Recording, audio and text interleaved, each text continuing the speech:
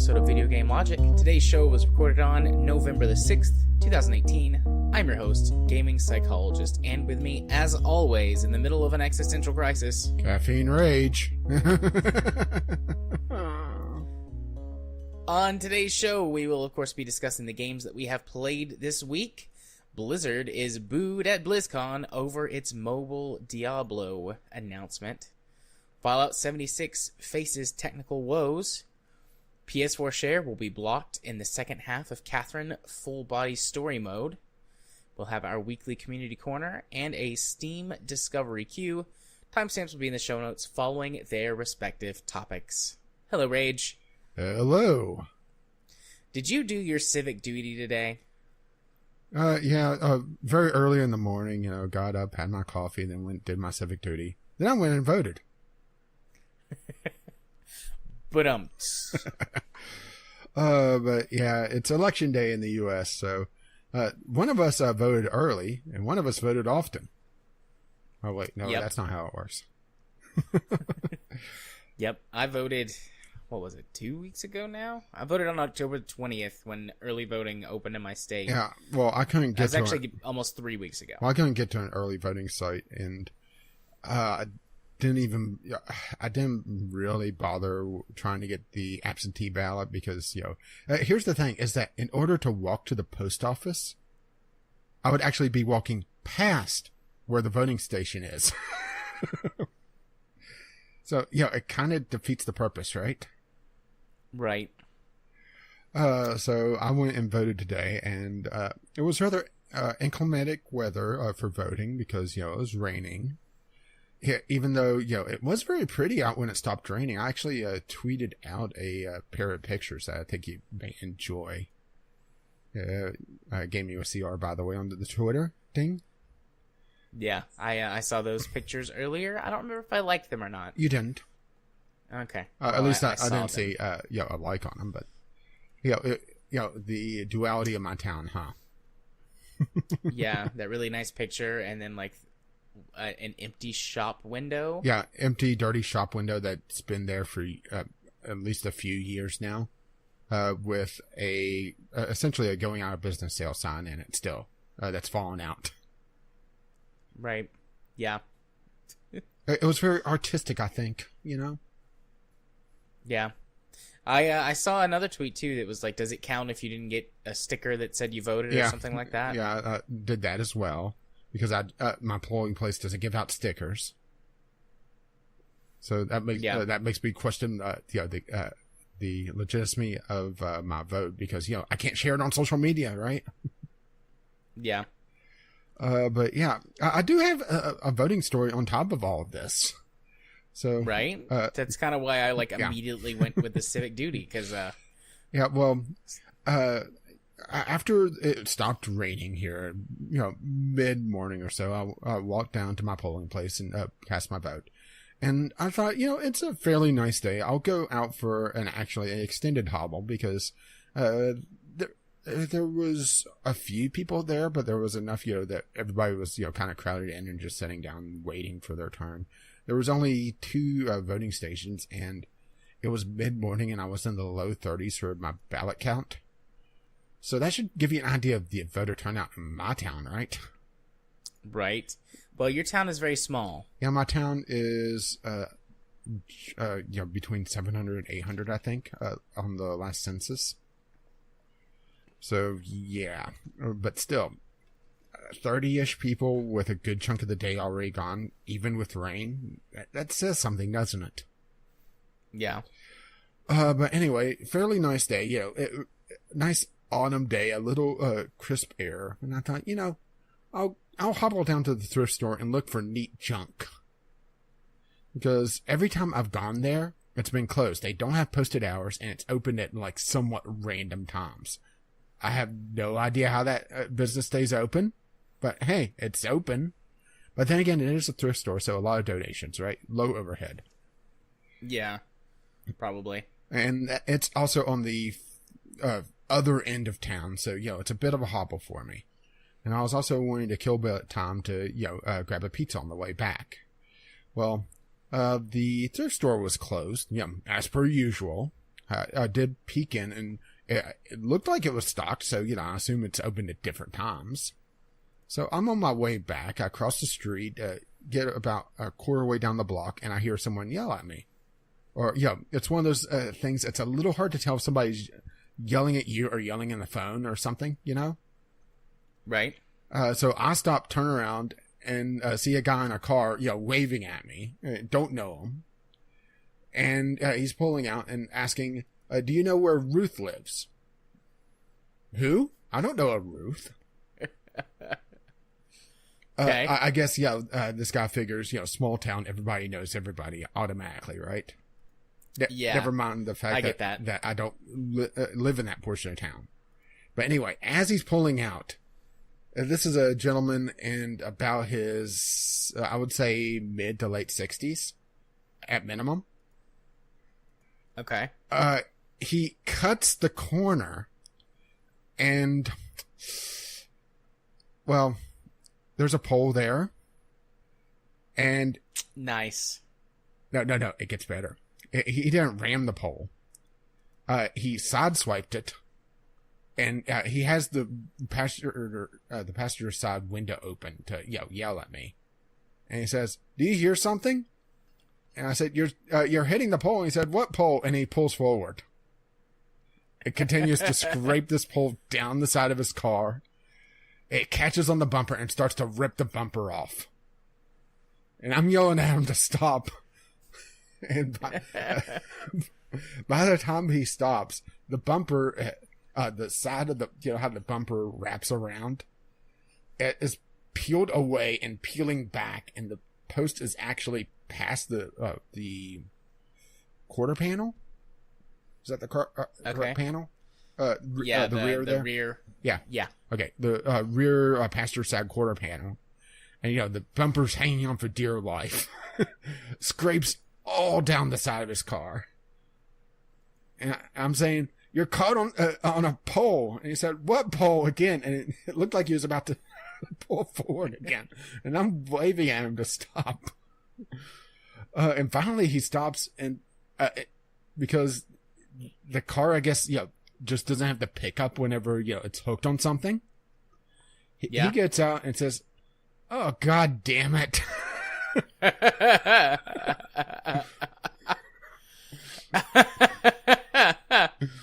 Oh, that poor guy.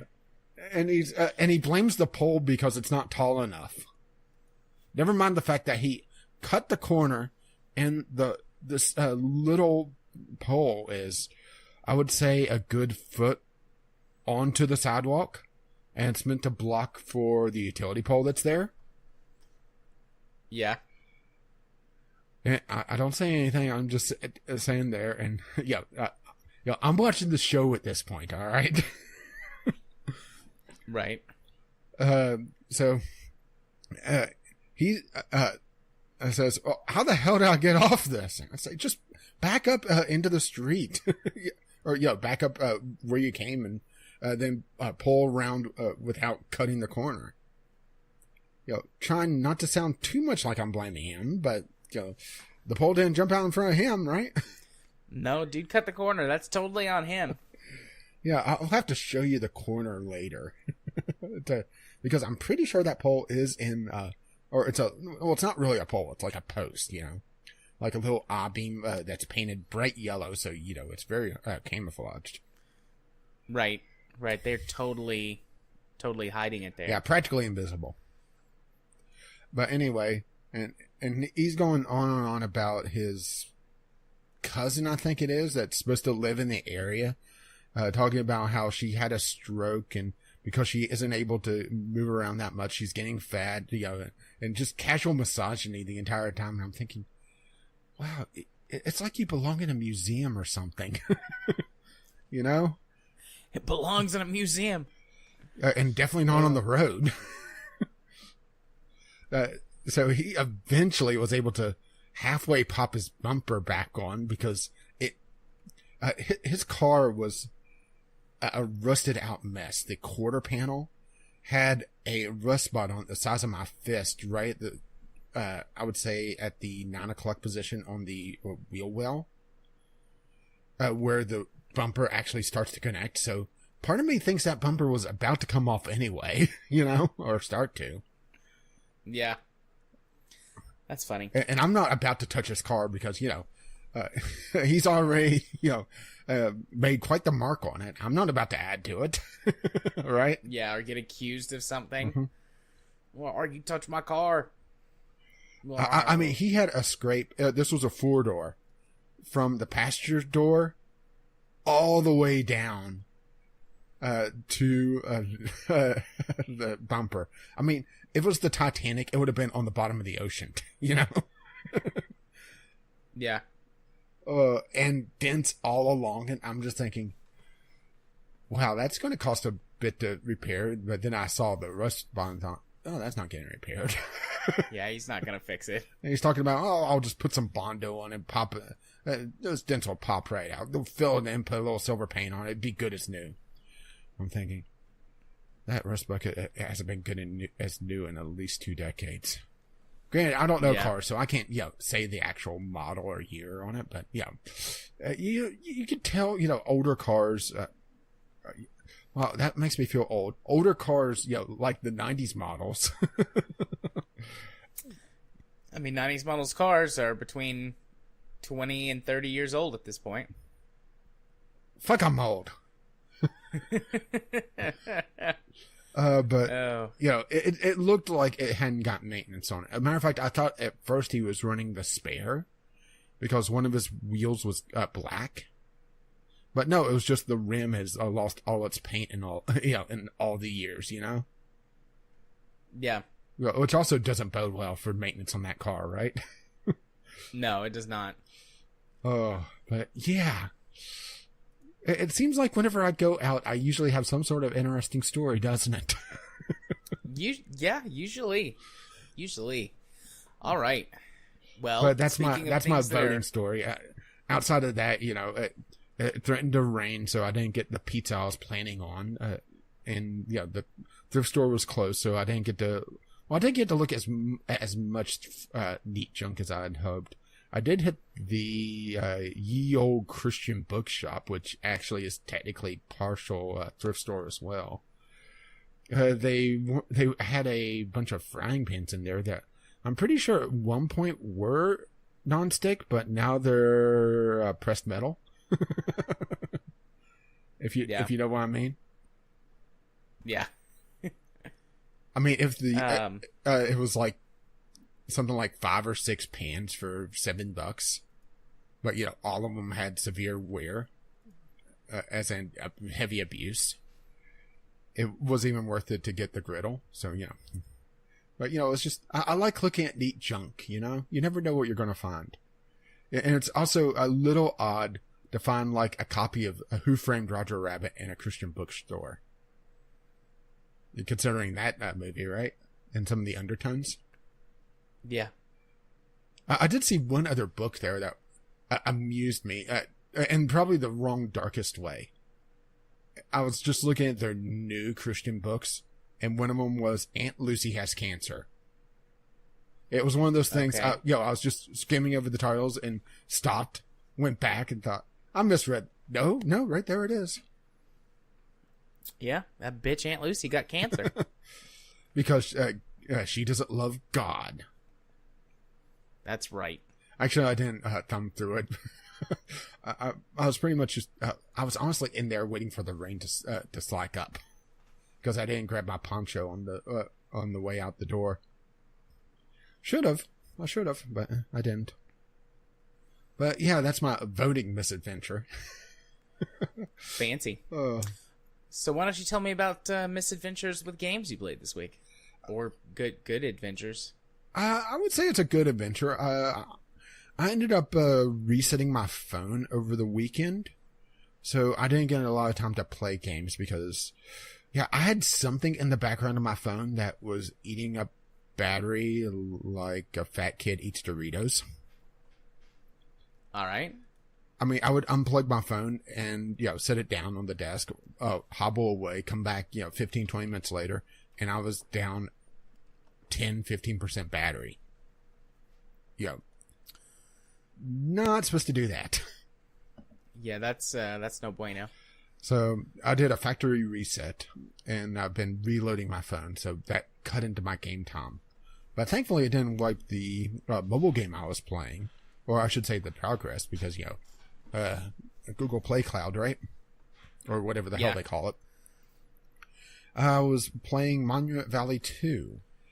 I do the surveys on Google Play and build up a little bit of credit there. And they had a thing where it was $1 off any app that was over 4.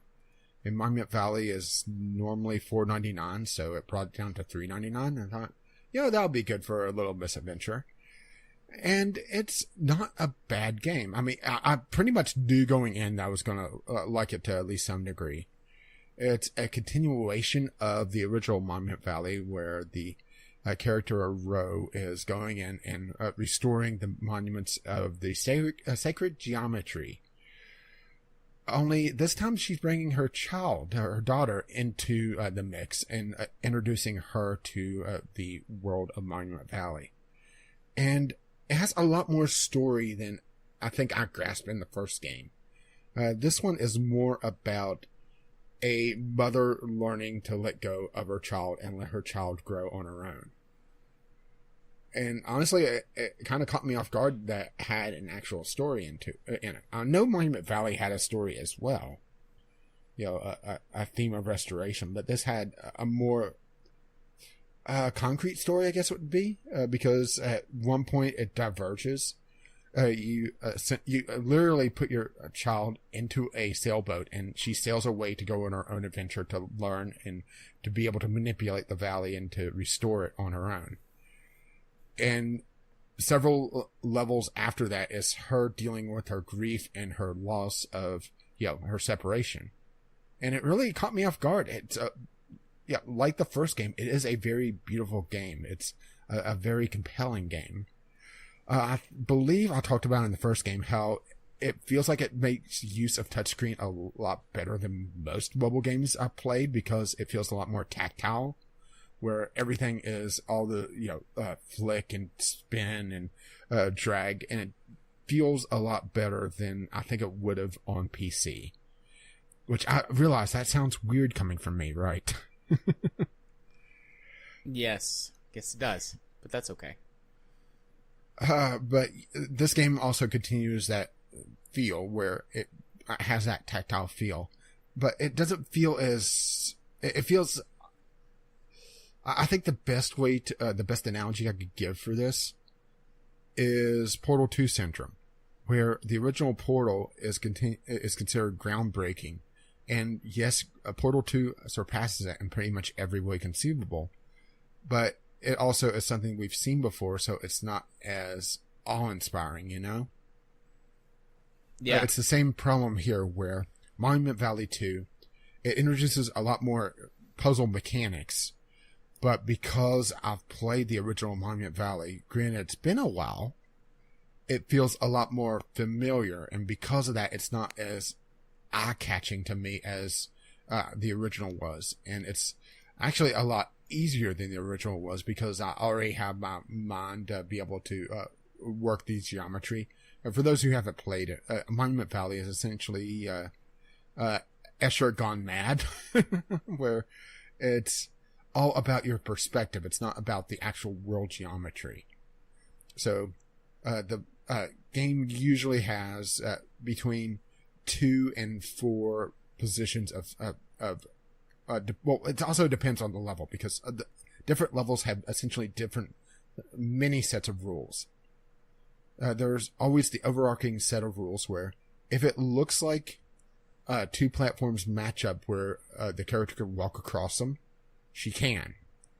Even if logically, if you're looking at that in a 3-dimensional space instead of the 2-dimensional point of view that the character is looking at it from, they would be far apart. That's always the basic ground rule. And the character is also able to walk along the same plane or climb ladders along the same plane, even if the plane curves. So if you're like standing on the side of an arch, you can walk up along the top of the arch and down the other side. And also, if the plane twists, like if there's a twist in that support beam, the character will follow that one plane that she's on. Those are the basic ground rules, but then they change a little bit from level to level. Sometimes you're allowed to manipulate the level parts while the character is standing on them. Sometimes you're not. Sometimes the level twists. Sometimes it's pieces of the level that twist. But they also add in a few more elements. There's a portal-like mechanic where different doors allow you to teleport between different portions of the level pretty much at will. And sometimes one of the doors is mobile on a movable piece that you can manipulate. There's a growing mechanic where at one point you're able to grow and ungrow trees. And if you're standing on the tree, as the tree germinates and twists around, that could also change how things work. But it's the same basic mechanics overall. And that's why it has that kind of familiar feel to it in both the positive and negative light. And I don't want to get too much into the story. I mean, I pretty much gave a fair chunk of it away, but I haven't given the ending away. It is a fairly short game, but it's also a mobile title. And, it's, $4, so it's not that expensive. And I think it's all about the journey in this. It's not a very difficult game. I only really struggled once, and that was just because I didn't get the level quirk. There were times that I struggled because the controls, it's a very small set of areas that you could tap onto and the character will move to. And sometimes the game would get a little confused on those, and sometimes manipulating the things. If you move too fast, there's no timed puzzles in this game, at least as far as I was able to tell. But if you move too fast, sometimes the game got a little confused, so, just slow down, veg out. It suggests wearing headphones, and I strongly recommend that because the soundtrack is fucking amazing. I think this would be a game you would appreciate a lot more just because of the parental journey, or the parental subplot than I would. Particularly Katie. I think this would have Katie in tears. It would probably have me in tears too if that's the case. Then, there's a particular section that focuses on postpartum depression, as far as I can tell, or a form of it. Yeah, maybe I should play this. I played some of the original Monument Valley, and I was like, this is okay. Number 2 really has a lot stronger emphasis on story. As a matter of fact, every level, it gives a bit of lore to the story as well. And it also gives a lot more backstory to what the Monument Valley actually is. So, I would say it's very Portal 2-esque. It's a good analogy there where, it's superior, but because it's familiar, it doesn't feel as special. Any questions? I don't think so. I mean, it's roughly the same as the original Monument Valley in terms of gameplay with an additional focus on story. Well, not quite. There's additional there's additional puzzle elements in some levels, but it's the main thing is still manipulating the geometry of the game environment. And for those who haven't played Monument Valley, it's it's a mind trip first time you mess with it, in a good way, I should say. Yeah. Okie dokie. Do you want to do Dreadnought, or do you want me to do one first to give you a little break, and then we'll swing back around? You could do another one. You could do a different one and give me a little bit of a break since voice is feeling a little rough. So I'm going to have a cough drop while you chatter away about things. Gotcha. So, recently, as I mentioned, I believe it was last week, maybe it was 2 weeks ago, have been playing some of the original Dark Souls, going through with Kyle, playing that. And I own both Dark Souls 2 and 3. I've heard from everyone, basically just avoid Dark Souls 2. It's garbage, and in many ways worse than the original. So instead of playing Dark Souls, avoid Darker Souls and play Darkest? Yeah. So, anyways, yeah, so that's what I heard about Dark Souls 2, so I just avoided it and skipped straight over to Dark Souls 3. I've just been looking for new games to try. Like, I've got, this massive library of games. I'm looking for some different, just going back and either playing some things I haven't played in a long time and seeing if my sort of change in style of gamer and things makes me more interested in these older games, or games that I've never actually played but that I own.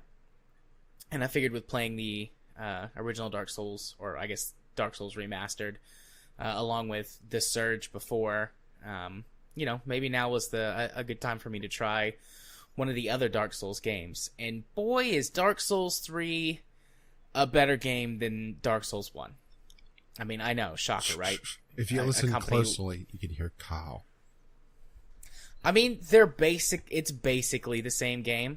I'm sure that there are many nuanced differences between the two of them, but to me, as someone who's relatively uninitiated in the genre, it's basically a less clunky, better running, less complicated version of Dark Souls. Instead of like feeling like you're, like a really fat, clumsy, awkward person like wobbling around. Also role playing? Yeah. Instead of feeling like you're actually me playing, trying to fight somebody, it feels actually like a game with responsive controls. But I mean, it keeps the general Dark Souls aesthetic, the general Dark Souls combat style. Do you emphasize on blocking and parrying and that sort of thing, or dodging? It's got sort of you set your own difficulty based on the type of character class that you play. I went Pyromancer again just because that's the only one I'm really familiar with from the first one, and it's basically the same thing. Instead of having a limited number of uses to your spells, now you have like a magic or a mana bar that allows you to cast spells from, and you can refill it without having to go back to a bonfire. So that's nice. I don't know if there's other ways to refill it, but you have now like a magic Estus flask that refills your mana bar instead of your health. So I chuck fireballs at things and roll out of the way a lot. I really wish Dark Souls had like an easy mode or a story mode or something, because playing Dark Souls Remastered, then now also playing Dark Souls 3, like, that game is gorgeous in this very interesting sort of gothic, dark style, and there's some really fancy, interesting fantasy, dark fantasy lore in there that I probably will never see, because I'm not great at this game. It took me like 2 hours to get past the first area with the first boss. There's like an optional boss you can fight for like a bonus item, and there's no way to level up until after you beat the first boss and unlock sort of the main hub area. So I just like spent 2 hours is maybe a little too much, but more like an hour or so, like banging my head against the metaphorical wall, as it were, before I looked up like, how do you beat the first boss? Because I had learned his pattern. But I kept getting killed. He's got like 2 phases. You fight this boss for a little bit, and then he transforms into a giant monster with like goo arms that just like flattens you in 1 or 2 hits. And so everyone like online is like, just stay to his right, and then when he transforms, stay to his left. And that's how I did it. Just keep dodging to the right until I got past phase 1, and then keep dodging to the left until I got past phase 2. And then I moved on. And I've played it a little bit farther since then. I recognize some of the characters from Dark Souls 1, so I guess they make it. So, spoilers, I guess. And then I've played a little bit past that. Got to like the second area, which I don't know what it's called. And then it's like, oh, this isn't so bad. Just taking it slow. No more boss guys. And then it's like this giant dragon comes down and like barbecues everyone. And I'm like, nope. Just run away. And then I was like, okay, that's enough for one day. I'm just going to put this down now. After the dragon barbecued me. Because I'm like, okay, I have to go out there. The dragon's not going away. Obviously, this is like me going out here triggered this. I'm going to have to get past it. So I tried to just run past it, and there was another guy there who I didn't see as I was sprinting away from the Dragonfire. And he murderized me quite hardcore. It sounds like me after being at Boston Cuphead, which I did play a little bit, but not enough to talk about. Right.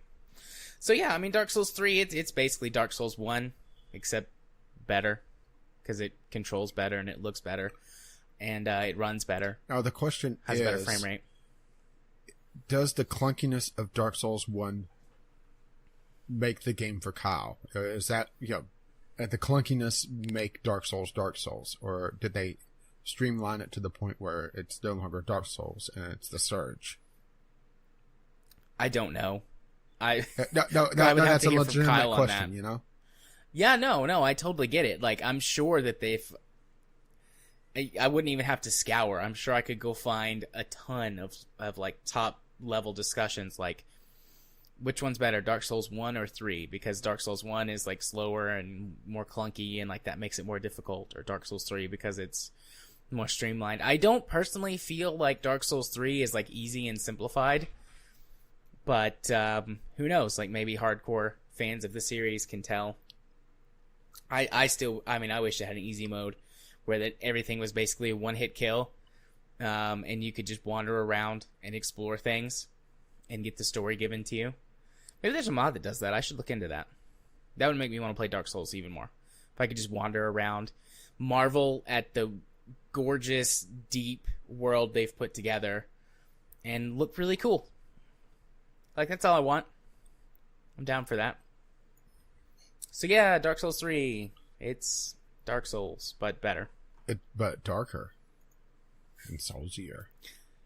Not really. It also recognized my controller, and I didn't have to spend 16 days of my life trying to get it to recognize my controller and use it properly. So recognize?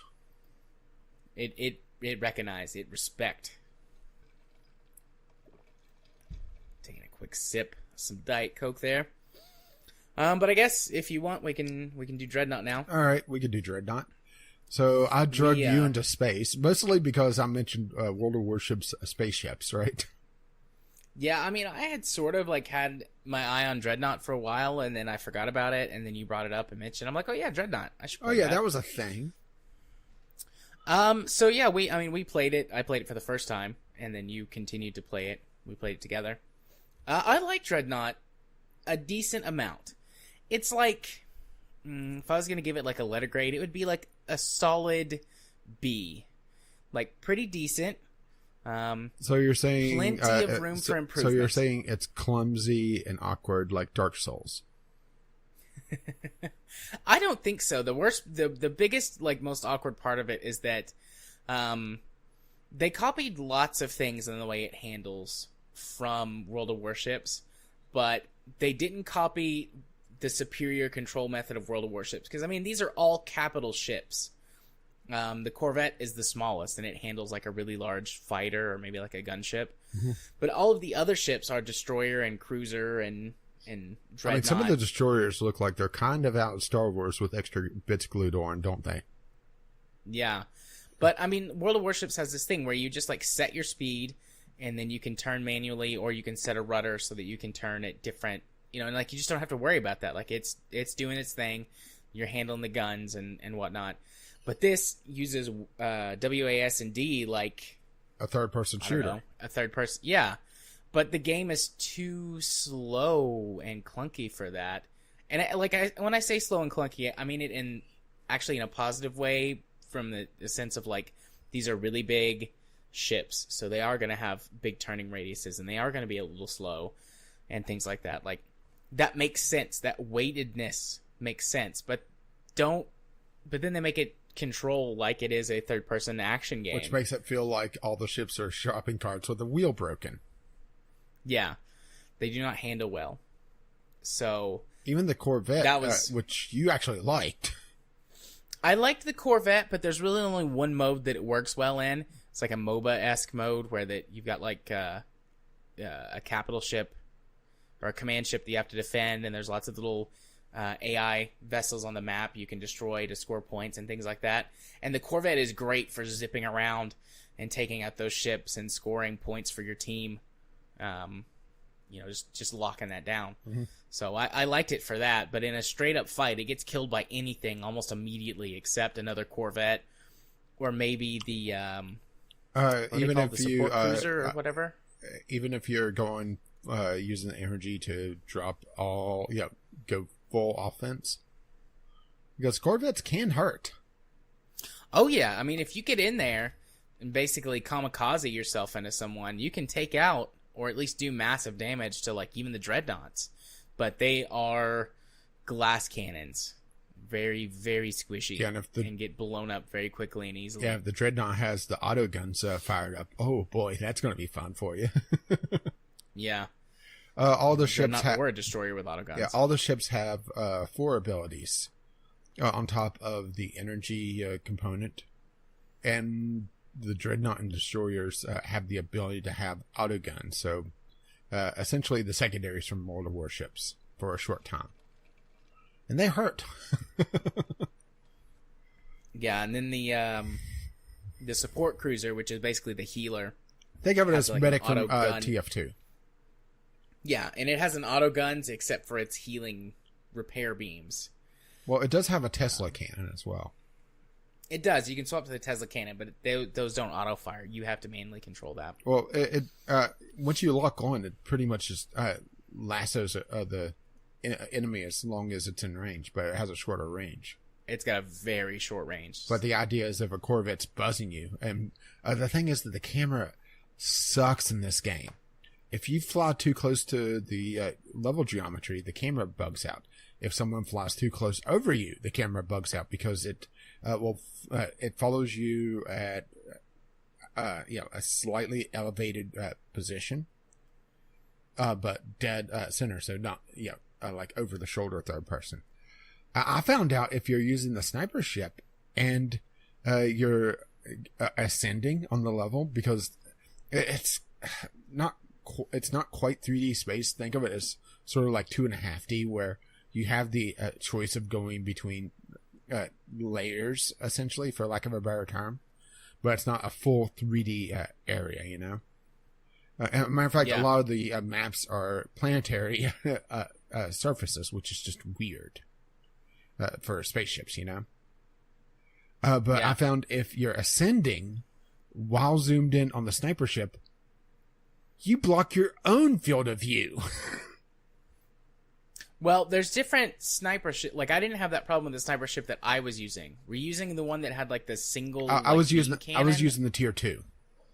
Okay, maybe I was just like ascending slower or something, or my target was in just the right position that didn't happen.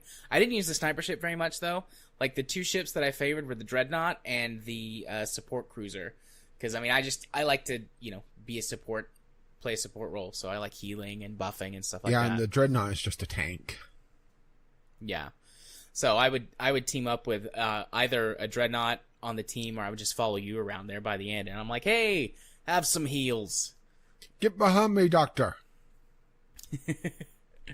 Yeah. I have to admit, I think with you following me around, it did feel like my old TF2 days, because I tended to play heavy. Yeah. So, I mean, I'm going to go back and play it. Like, I liked it enough to keep playing it, but it does have a lot of issues, and I don't know if it'll get a chance to really work them out with its low player numbers and, the layoffs and everything. The one, like, major, like, problem that we kind of figured out that, we could add to when you talked about it for a couple of weeks in a row was the mini-map. Yeah, I didn't catch that at first. You can only see your allies on the map when you have line of sight to them. Or another ally has line of sight to them. So we figured this out when you were following me, and I couldn't see you on my mini-map, and I spun the camera around and then saw you. Yeah. Typically in these games, like, you can see your allies on the map. No matter what. No matter what. And they always say, like, oh, you're in radio communication with them or something like that. And then it's the enemies that somebody has to have line of sight to, which makes sense. But having to have line of sight to your allies is stupid. And it would be a little more forgivable if this was on a 2D plane but it's not. You have verticality to your movements. Yeah, some verticality. I mean, it's not a lot. It's not a full 3D space. Like something like Elite Dangerous would be. Yeah. That's why I'm kind of calling it 2.5, even though that's not proper either. It's almost like a flight sim in a way, And I would say more of like an arcadey flight game. Yeah. But I mean, there's enough verticality to it on some of the levels that you can, duck or go over something to. Yeah, there's some really neat levels. There was one that I hadn't encountered that was a ring station on top of a space elevator. Yeah, that's a cool level. Yeah, and the space elevator drops way down out of sight. Yeah. I don't understand it, like you made this point too, but I don't understand why there's so many levels that are on planets or moons or, terrestrial bodies. Mm-hmm. Like, if there were maybe one or two, that's cool, but it seems like half or more of the levels involve... And plus, a lot of the maps are also the day and night, Yeah. So, more space. More space. Granted, I kind of understand why they would do the terrestrial levels, because in space, there's not a day and a night. Well, there's not as a distinct day and night. You have to do a lot more tinkering with things. So maybe it's just an easier way to double the map pool. Yeah, maybe. I mean, that makes sense. I mean, it's not so big of a deal that would be the thing that would keep me from playing, but it's like, It's just a weird thing, especially since these are spaceships. And because of that, because they feel like they focused more on terrestrial, they don't behave like spaceships should. Like you brought up, there's no strafing. Yeah. As a matter of fact, yeah, you can't strafe. You can only forward, backward, and turn left and right. And there should be lateral movement. Yeah. There is the I guess ultimate, for lack of a better term, for one of the sniper ships, like going on tier 3, is a dive maneuver, but that is like 16,000 experience to get to learn how to dive. Yeah. And once you get tier 3, the experience cost jumps big time. It way slows down. They really flattened the progression curve. To an understandable degree, because, it does give you access to all the ships pretty quickly. I was wrong in saying that it was immediate, but pretty much, right? Yeah, it was real fast. But getting past, or getting into and past tier 2, like, it builds up real fast. Like, It slows down really quickly is the better way to say it. Like, you get those initial tier 2 ships and then access to the Corvette really fast, and then it seems to slow down quite a bit. Maybe it would be faster if we won more games, but I mean, it's really hard to most games like this, you need to have some sort of team cohesion to perform well most of the time. Like, it's really hard, if not impossible, for one person or two people to carry a team. And you and I worked pretty well together, and we had lots of instances where we were, pretty decent scorers on our team. But without coordination from other members of the team, or, without people more, I would say, intelligently picking the different ship classes, because most of the time you would wind up with one or two ship classes having the majority of the players, and it's like, well, fuck, we don't have any healers, or, well, fuck, we have 4 healers. Mm-hmm. It's like, that is half the team, so a little more coordination would be. But it's hard to do helpful. that when there's no tactical map. The only thing you have is that shitty mini map, and on some of the modes, it does show the entire level, particularly the area capture one, which you really liked as well, didn't you? How they did it? Yeah, that was fun. I like the way they did it. Needing to hold more territory than just the capture hold points more in order area to of the points map. And win. Because we actually lost that map, even though we held the control points for a lot longer, because the enemy spread out a lot more and carried a lot more of the area. Yeah. But I think my favorite mode was the MOBA mode. What is it, Conquest? Is that what it's called? I think so. That one's my favorite mode, and I think that one's your least favorite. Just because it's hard to really get a grip on. You know, I only played it a couple times before we played together, and because there's no overarching map, and the mini map is shit, it's hard to get a feel of what's going on in the level at that moment. Where are my allies? Where's my where's the capital ship that I have to defend? It's a MOBA mode without a MOBA map, which is weird.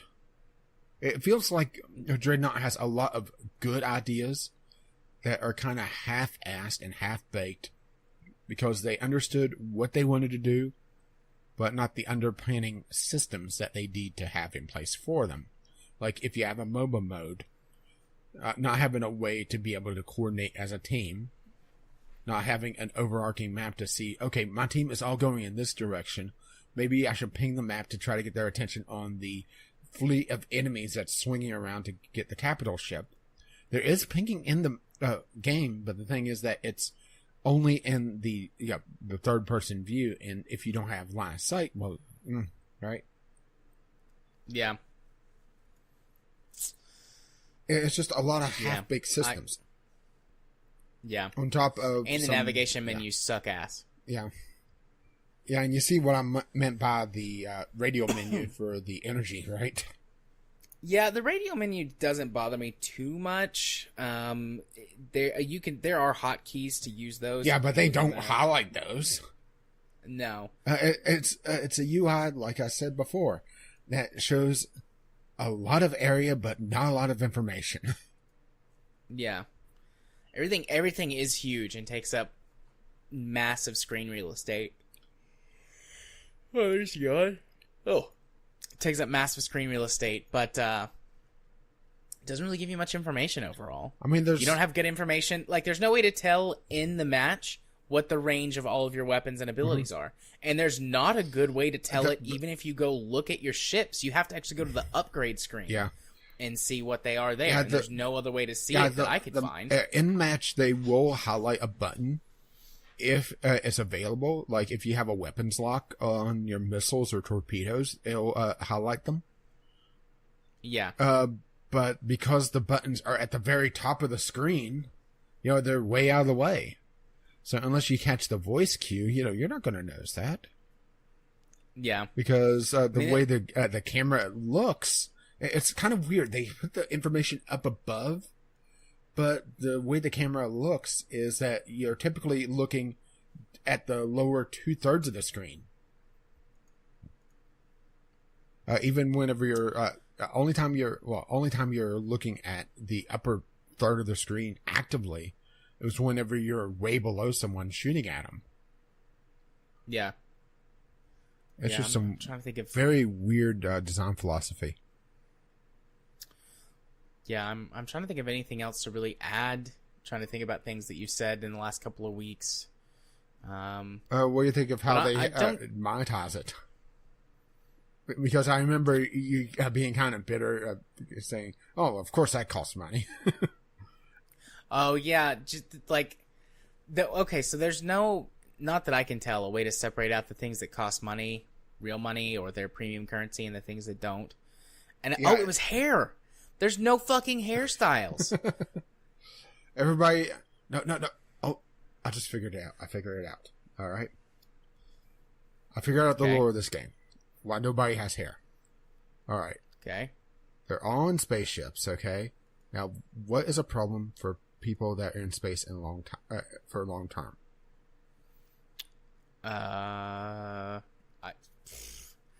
Muscle degeneration? No. I figured radiation. Radiation. Yes, they all have cancer, and they're all constantly on chemotherapy. Oh God, that's dark. Even for me. Although to be fair, it is a pretty dark universe. Like the little bit of lore that they present to you about it is like everything sucks. We were cut off from our colonies. We all hate each other. We fight a lot. Basically, the further out the Earth Coalition fought, the more bloodthirsty they got. So everybody having cancer, that's actually kind of life for this game. Yeah. But it also explains why the controls are cancer. Oh, hi-oh. Sorry. No, you're fine. It's fine. I got a little dark there. What can I say? It's American politics. Having to deal with American politics, it makes me dark.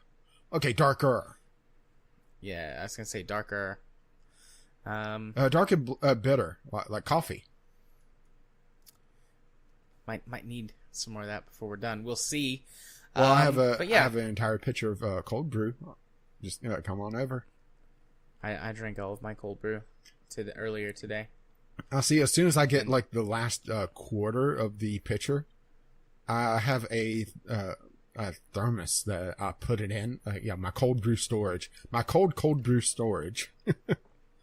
And start making another batch immediately. Nice. So yeah, moving on to the last game that I played this week, Kingdoms of Amalur Reckoning. Back to what I was saying before about playing older games and things like that. I picked this up and played it for about 2.5 or 3 hours. I've played it before, didn't beat it, but I've probably put in previously, 8 to 10 hours on the game. I'm not 100% sure. But, I mean, I've owned this game since 2014, so I've had it for about 4 years.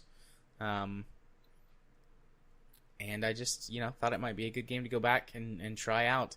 The only time I played it before, I played it on my laptop, and it would run at 60 most of the time. Ish. So, putting it on my desktop, and it, immediately is, at 120, and never dips, and looks pretty decent, actually. It looks pretty good. The faces, the faces are a little but for the most part, the game looks really good for it to be, I think, 6 or 7 years old at this point. So that's good. I enjoy it. It's basically an offline MMO. I think the story goes it was originally intended to be an MMORPG, and then funding issues and stuff, so they basically changed it to single player only, redid some of the storytelling so that it could flow a little bit better, but most of the quests reflect the original MMO nature. A lot of fetch quests and go pick up 10 bear asses, go kill 20 giant bumblebees or whatever, and then come back. So that's a lot of what you get. But I'm okay with that. That's the sort of thing that I do and enjoy a lot of now, is this zen sort of, okay, even though this is a repetitive task, I'm tired, I don't have to apply too much brain power to it, and this is different than, whatever other game I'm playing right now to listen to podcasts to or whatever. Otherwise, I mean, it's a hack and slash RPG that's got a pretty robust system of magic and level ups and weapons, and it's some pretty deep crafting and things like that, particularly for the time when this game was created. It's got a fairly basic hack and slash combat system where the combos sort of come in as pairing a primary and a secondary weapon that combo well off of each other. Basically, you've got quick tap of a button to do one certain type of combo, slow tap of a button to do another type of combo, and then holding it for some kind of power or special ability. Oh yeah, tap it. But you can combo back and forth between your primary and secondary weapon to get some interesting and unique weapon effects. And the more you put skill points into certain sort of classes, you've got sort of your big tanky warrior fighty stuff, which affects several weapons, and you've got your sneaky rogue stuff that affects certain type of weapons, and then you've got your mage stuff that affects certain types of weapons. And the more points you get into those, the more complex the comboing can get between the primary and the secondary weapon, and just generally with the primary weapon as well. You get extended combos and more special moves and things like that open up to you, which pretty standard RPG stuff. But it's pretty cool to go back and forth between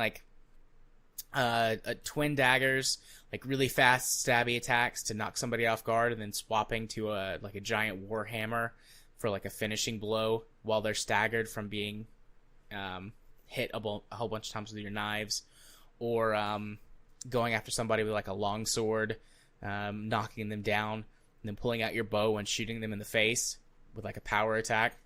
It's pretty satisfying combat, and I quite enjoy it. It doesn't have a morality system, but there is a sort of subtle nuance to your moral choices. Like there are some things you can see that are, more good, some things that are more bad, and the consequences are reflected within the game as opposed to, oh, you got plus 10 light side points, so now you get a teeny tiny 1% bonus to whatever. Or instead, or you got a few dark side points, so now your eyes are glowing red. Yeah, in the first town, there's like this cult, and everybody in the town is like, oh, the cult's bad, they're brainwashing people, yada yada. And you can go and you can there's different things you can do with the cult, but say you go in and you steal all their stuff and murder a whole bunch of them. Everyone in the town is like, yay, you killed the cult people, except for like a few people, and they're like, oh my god, like, you killed them, they were in a cult, you monster, you should have explored further. And vice versa, like if you now what happens if you drink the Kool-Aid over there? Game over? You get special powers. But there's more subtle things too, like you find someone out in the woods and they're asking you to help them, but instead of helping them, like, you kill them and take their stuff. You go back to town and someone's like, oh, where's so-and-so? Oh, I killed him. Oh, Jesus, fuck, you killed him. I mean, they don't say that. It's like, Jesus, fuck, you killed him? Well, I'm scared of you now. You can't come into my shop and buy from me. Because it's like, that was my friend, and you killed my friend, so I don't want anything to do with you. Stuff like that. So you kill him and take all his stuff in the shop, right? Yeah, absolutely. That's what you do. The game's got a pretty deep crafting system, like I said, particularly for the age that it is. And I think that's the MMO roots coming out. You can craft everything from weapons to armor, upgrade everything. You can craft spells. You can craft regular clothes. Just wander around in regular clothes. So it definitely shows that it had an MMO focus, right? Yeah. Yeah, it feels weird to say that this has a lot more of a roleplay focus, so obviously it was an MMO. Because it completely ignores the whole R in RPG, or RP, Yeah. But, I mean, the story and the lore are pretty deep. It does front load a lot of exposition. I think that was something they went in to fix last minute, or, after they couldn't do it as an MMO anymore. Because the first probably 2 hours of the game are really big, like, yes, here's the history of our land told to you through these wacky, well, not wacky, but these adventures you're going on. And also a couple of cutscenes and some very, very long dialogue with, Mr. Important Dwarf Man. After that, it opens up and becomes a lot more nuanced. But it's an enjoyable game. I mean, if you've never played it before, I mean, you can pick it up real cheap. It goes real cheap on many Steam sales. How much does it cost right now if you just want to buy it? Where are you at? There's the link. Okay, so the whole thing, the collection, is $40 right now. The base game is $20, but it has been on sale. Let's see, the collection has been on sale for $7.50. So that's that and all the DLC. The standard game has actually been free a couple of times, it looks like. Currently, you can get the standard game for $10 at Games Planet UK if you wanted to do that. But, I mean, I've seen it regularly go on sale for, $4 or $5 for the base game during a Steam sale. And, I mean, it's got a lot of content. I would probably... I would reckon... I would reckon that it's got... a good 50 or 60 hours for the main story. If you want to be a completionist, close to 100 hours. So if you're looking for an RPG you haven't played before, don't mind a little bit of grindiness from MMO roots, I'd give Kingdoms of Amalur a shot. It's a pretty decent old game. And that's it for all the games that we played this week. Yeah. Hey, Woo. Look, right at the hour mark. We did it. All thanks to a random old man, scraping up his car. I was also trying to figure out how to, covertly take a picture of it, but, that seemed a little much. It was one of the moments that I wish I just constantly had, like, a GoPro recording in my cap, because I constantly wear a baseball cap. Yeah. Gonna have to figure out that one, huh? Yeah. All right. Well, let's move on to, I don't know what you want to call this. It's much more than a news topic at this point. Dumpster fire? It's yeah, the brightly burning dumpster fire that is a Diablo Eternal. You have a phone, don't you? Blizzard. Yeah. Oh. Yeah. Okay. Blizzard booed at BlizzCon over its mobile Diablo announcement. Yeah, that's my editorial thing because that seems to be the crux of the argument here because okay. Well, let's break this down, go back in the timeline because this is the derailment of a hype train that honestly, how could they have not seen this coming? Honestly, because before BlizzCon, and I have to admit, I had to go digging for this because I'm not a Blizzard guy anymore. I don't play any of their games. I watch a little bit of StarCraft esports when I happen to catch it on. I don't religiously follow it. I just if I pop onto Twitch and I see the WCS playing, I guess I'll watch that for a bit. And that's it. That's all my interactions these days with Blizzard products. So. Before BlizzCon, they were talking about how they were going to announce the future of Diablo. Oh boy, right? Looking back at that, huh? Yeah, I mean, everyone was expecting to be Diablo 4, an announcement about Diablo 4. Well, it's kind of funny that you bring that up because is it in the list? I may. Oh yeah, it's in the list right there, below all the YouTube links.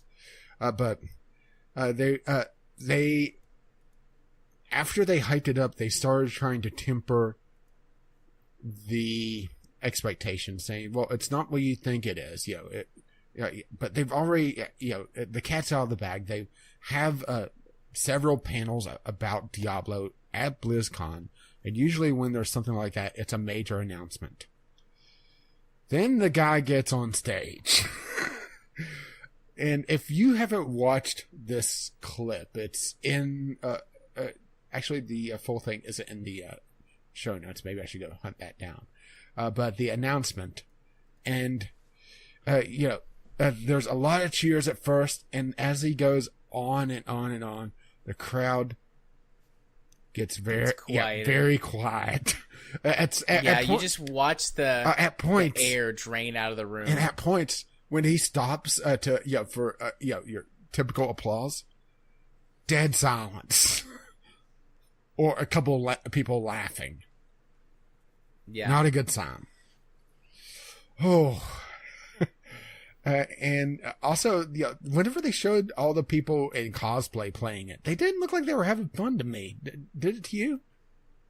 No. Have you seen some of the pictures where they're like, the full area, and it's not quite deserted, but it's close.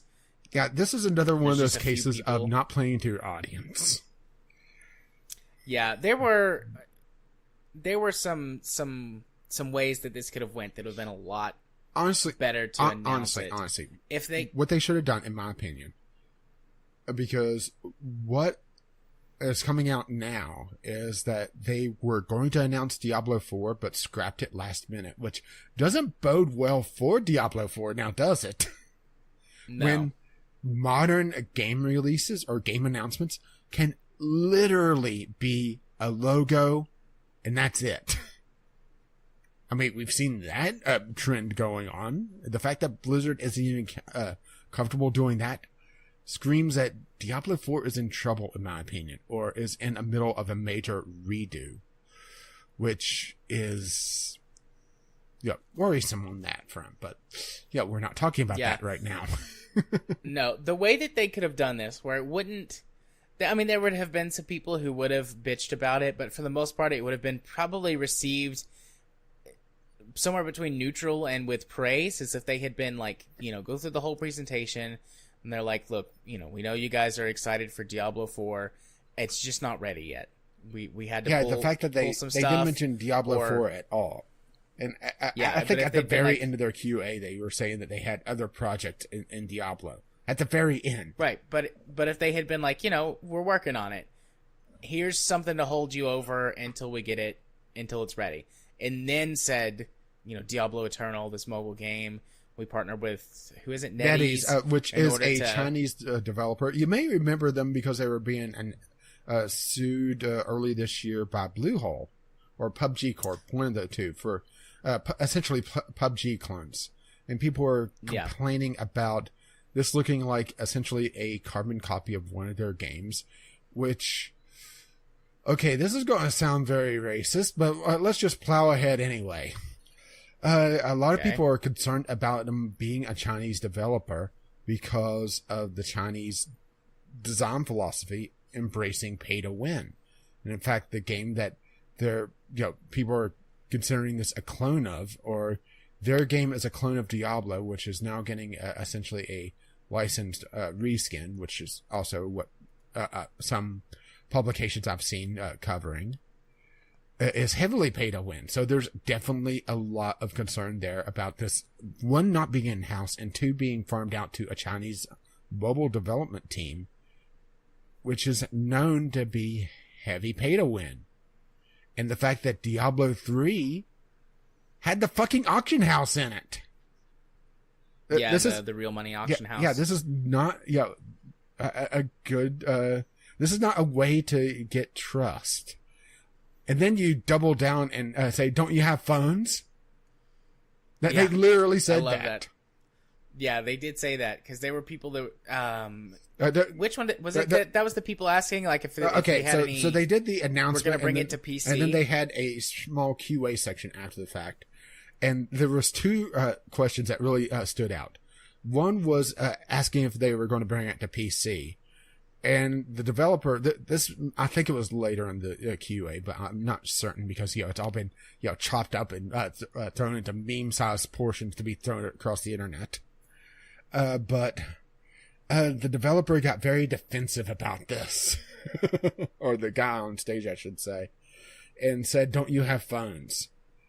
And to booze. They actually... Now, mind you, this isn't at like E3 or anything, where it's a general trade show or anything. This is BlizzCon, where people pay hundreds, if not thousands of dollars to be there, to fly across the fucking country, if not across the globe, to go there to embrace Blizzard products, and they're getting fucking booed. That screams disaster. Yeah. I mean... Activision Blizzard fucked up. And their stock prices have plummeted.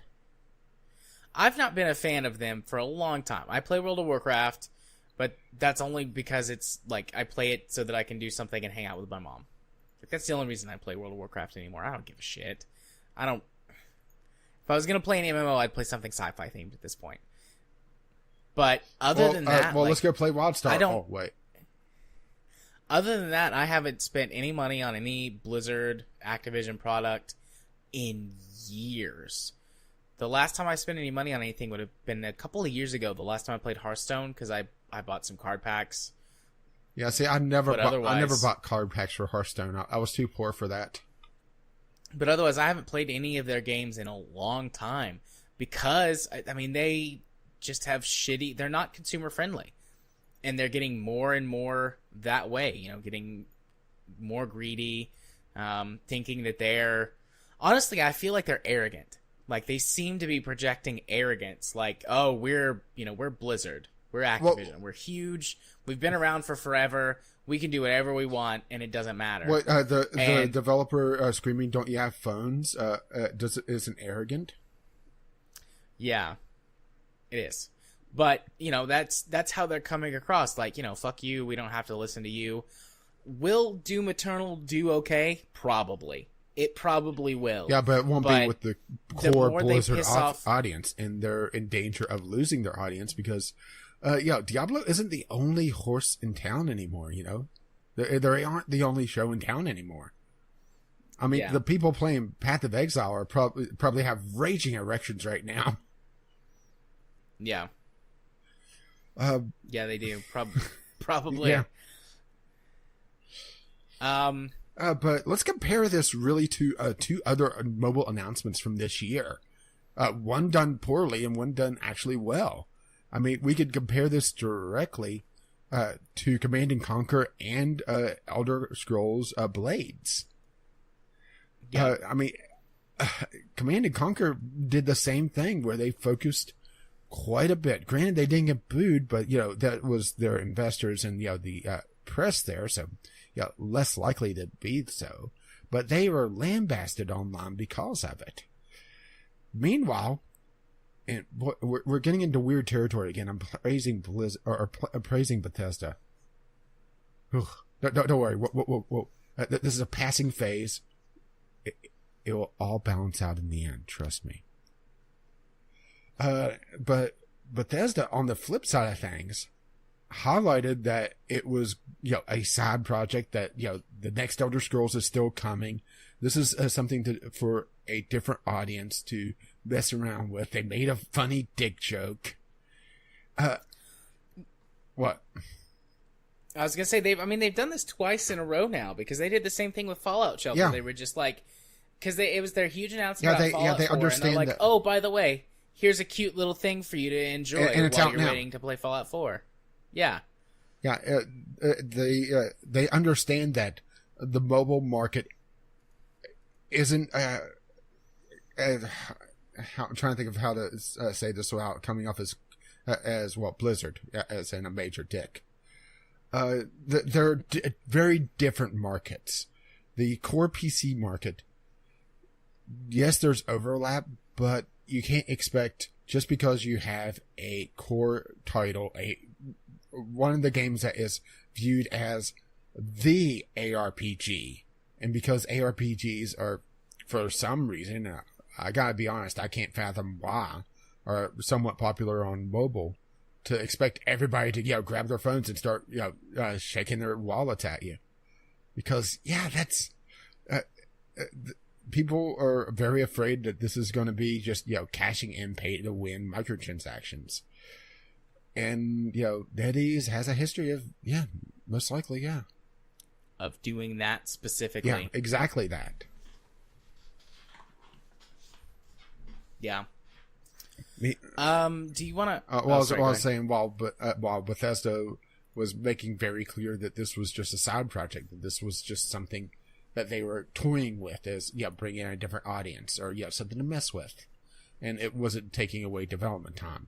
And because the way they framed this announcement, talking about it being the future of Diablo, even though what they were really talking about was potentially the shelved Diablo 4 announcement, it kind of threw a lot more of the light on this mobile title that, it honestly wouldn't have had otherwise. So they're kind of the victims of their own hype train, which is just hilarious. But the fact that they doubled down, I mean, that's the most damning thing about this.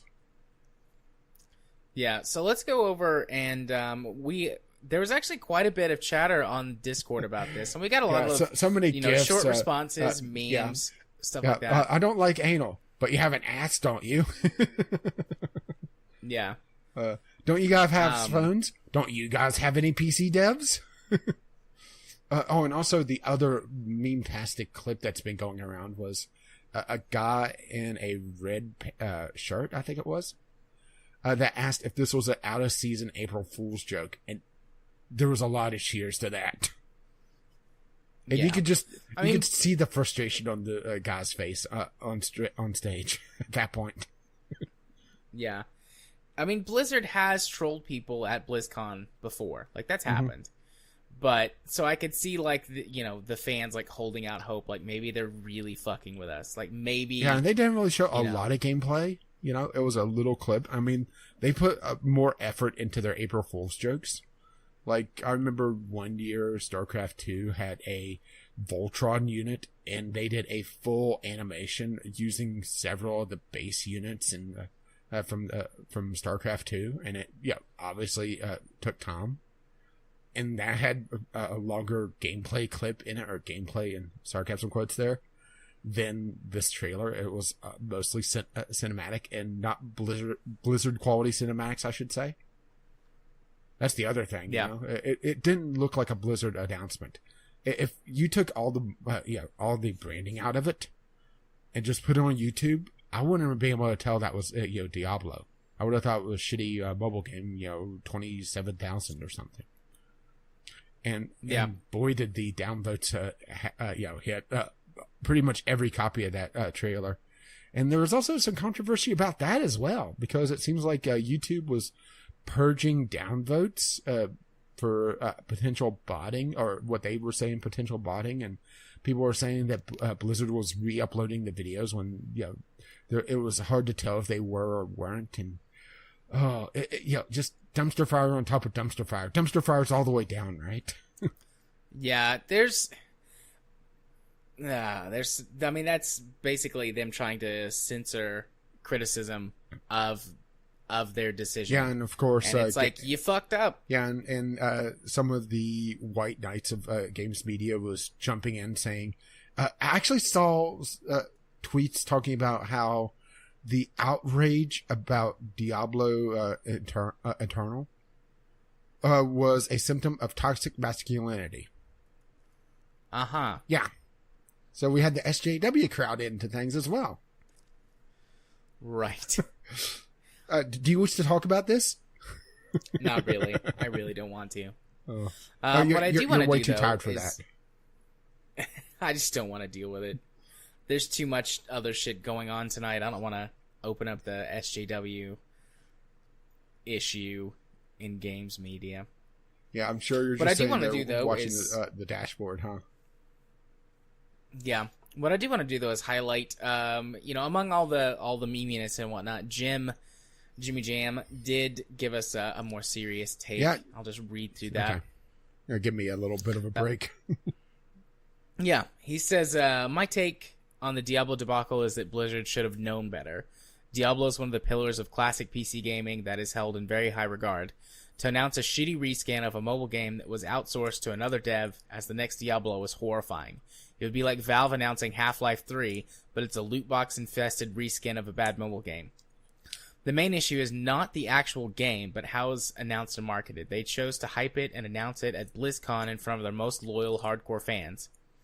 They also chose to scrap any teaser of Diablo 4, which was apparently already set up, so they decided to tell their most hardcore fans of the PC games that the next Diablo game is going to be a mobile piece of trash and it's never going to be ported to PC, all while maintaining radio silence on Diablo 4, which is in development. What the fuck did they expect? They could have easily headed it off by reassuring their fans that they haven't abandoned PC games in search of mobile profits. They could have gotten away with it if they had announced Diablo 4 will be a while before it comes out, but here's this Diablo-themed mobile game to keep you busy in the meantime. Bethesda managed to get away with it with Fallout Shelter, and Blizzard probably could have too if they actually did some market research. So covered a couple of those points already, but I just wanted to highlight that before we get too far away. Yeah, from because this. we had community content. Yeah, I did ask for if anybody was like a big fan or had serious supplies. Like, I've never really been into Diablo. I just, as we've discussed many times, I'm not a super huge fan of most isometric games. We have found a couple which I enjoy, and I might go back and give Diablo broke you with a shot. Divinity. Yeah. Well, I mean, Divinity's different, though. It's basically a turn-based RPG. I can handle that. That's not an ARPG. But anyways, I might go back and play Diablo 2 or 3 and just see if my tastes have changed, if I've, evolved as a gamer at some point. But I have no history with it, so I asked if anybody had, a history with the game or had some serious thoughts or opinions that I'd love to have them for the show. So Kyle said that he was going to do something. Yeah, which scares me. So I'm just going to go check real quick and see if it came in late. Yeah, now thinking about it, I should have tracked down a friend of mine, even though she's rarely online. But let's just put it this way. She would be heavily invested in Diablo now that I think about it. It's just she's rarely online, so I probably couldn't be able to get a hold of her. Let's put it this way, all right? She met her husband playing Diablo. Oh, wow. Yeah. That's cool. And for a long time, she actually was from Australia. They dated via Diablo because that was the easiest way to do so back in the 90s. Yeah. So anyways, Kyle did not send an email tonight at this point. But, Kyle, if you want to send something in, we can... I would still love that. We can talk about it some more next week.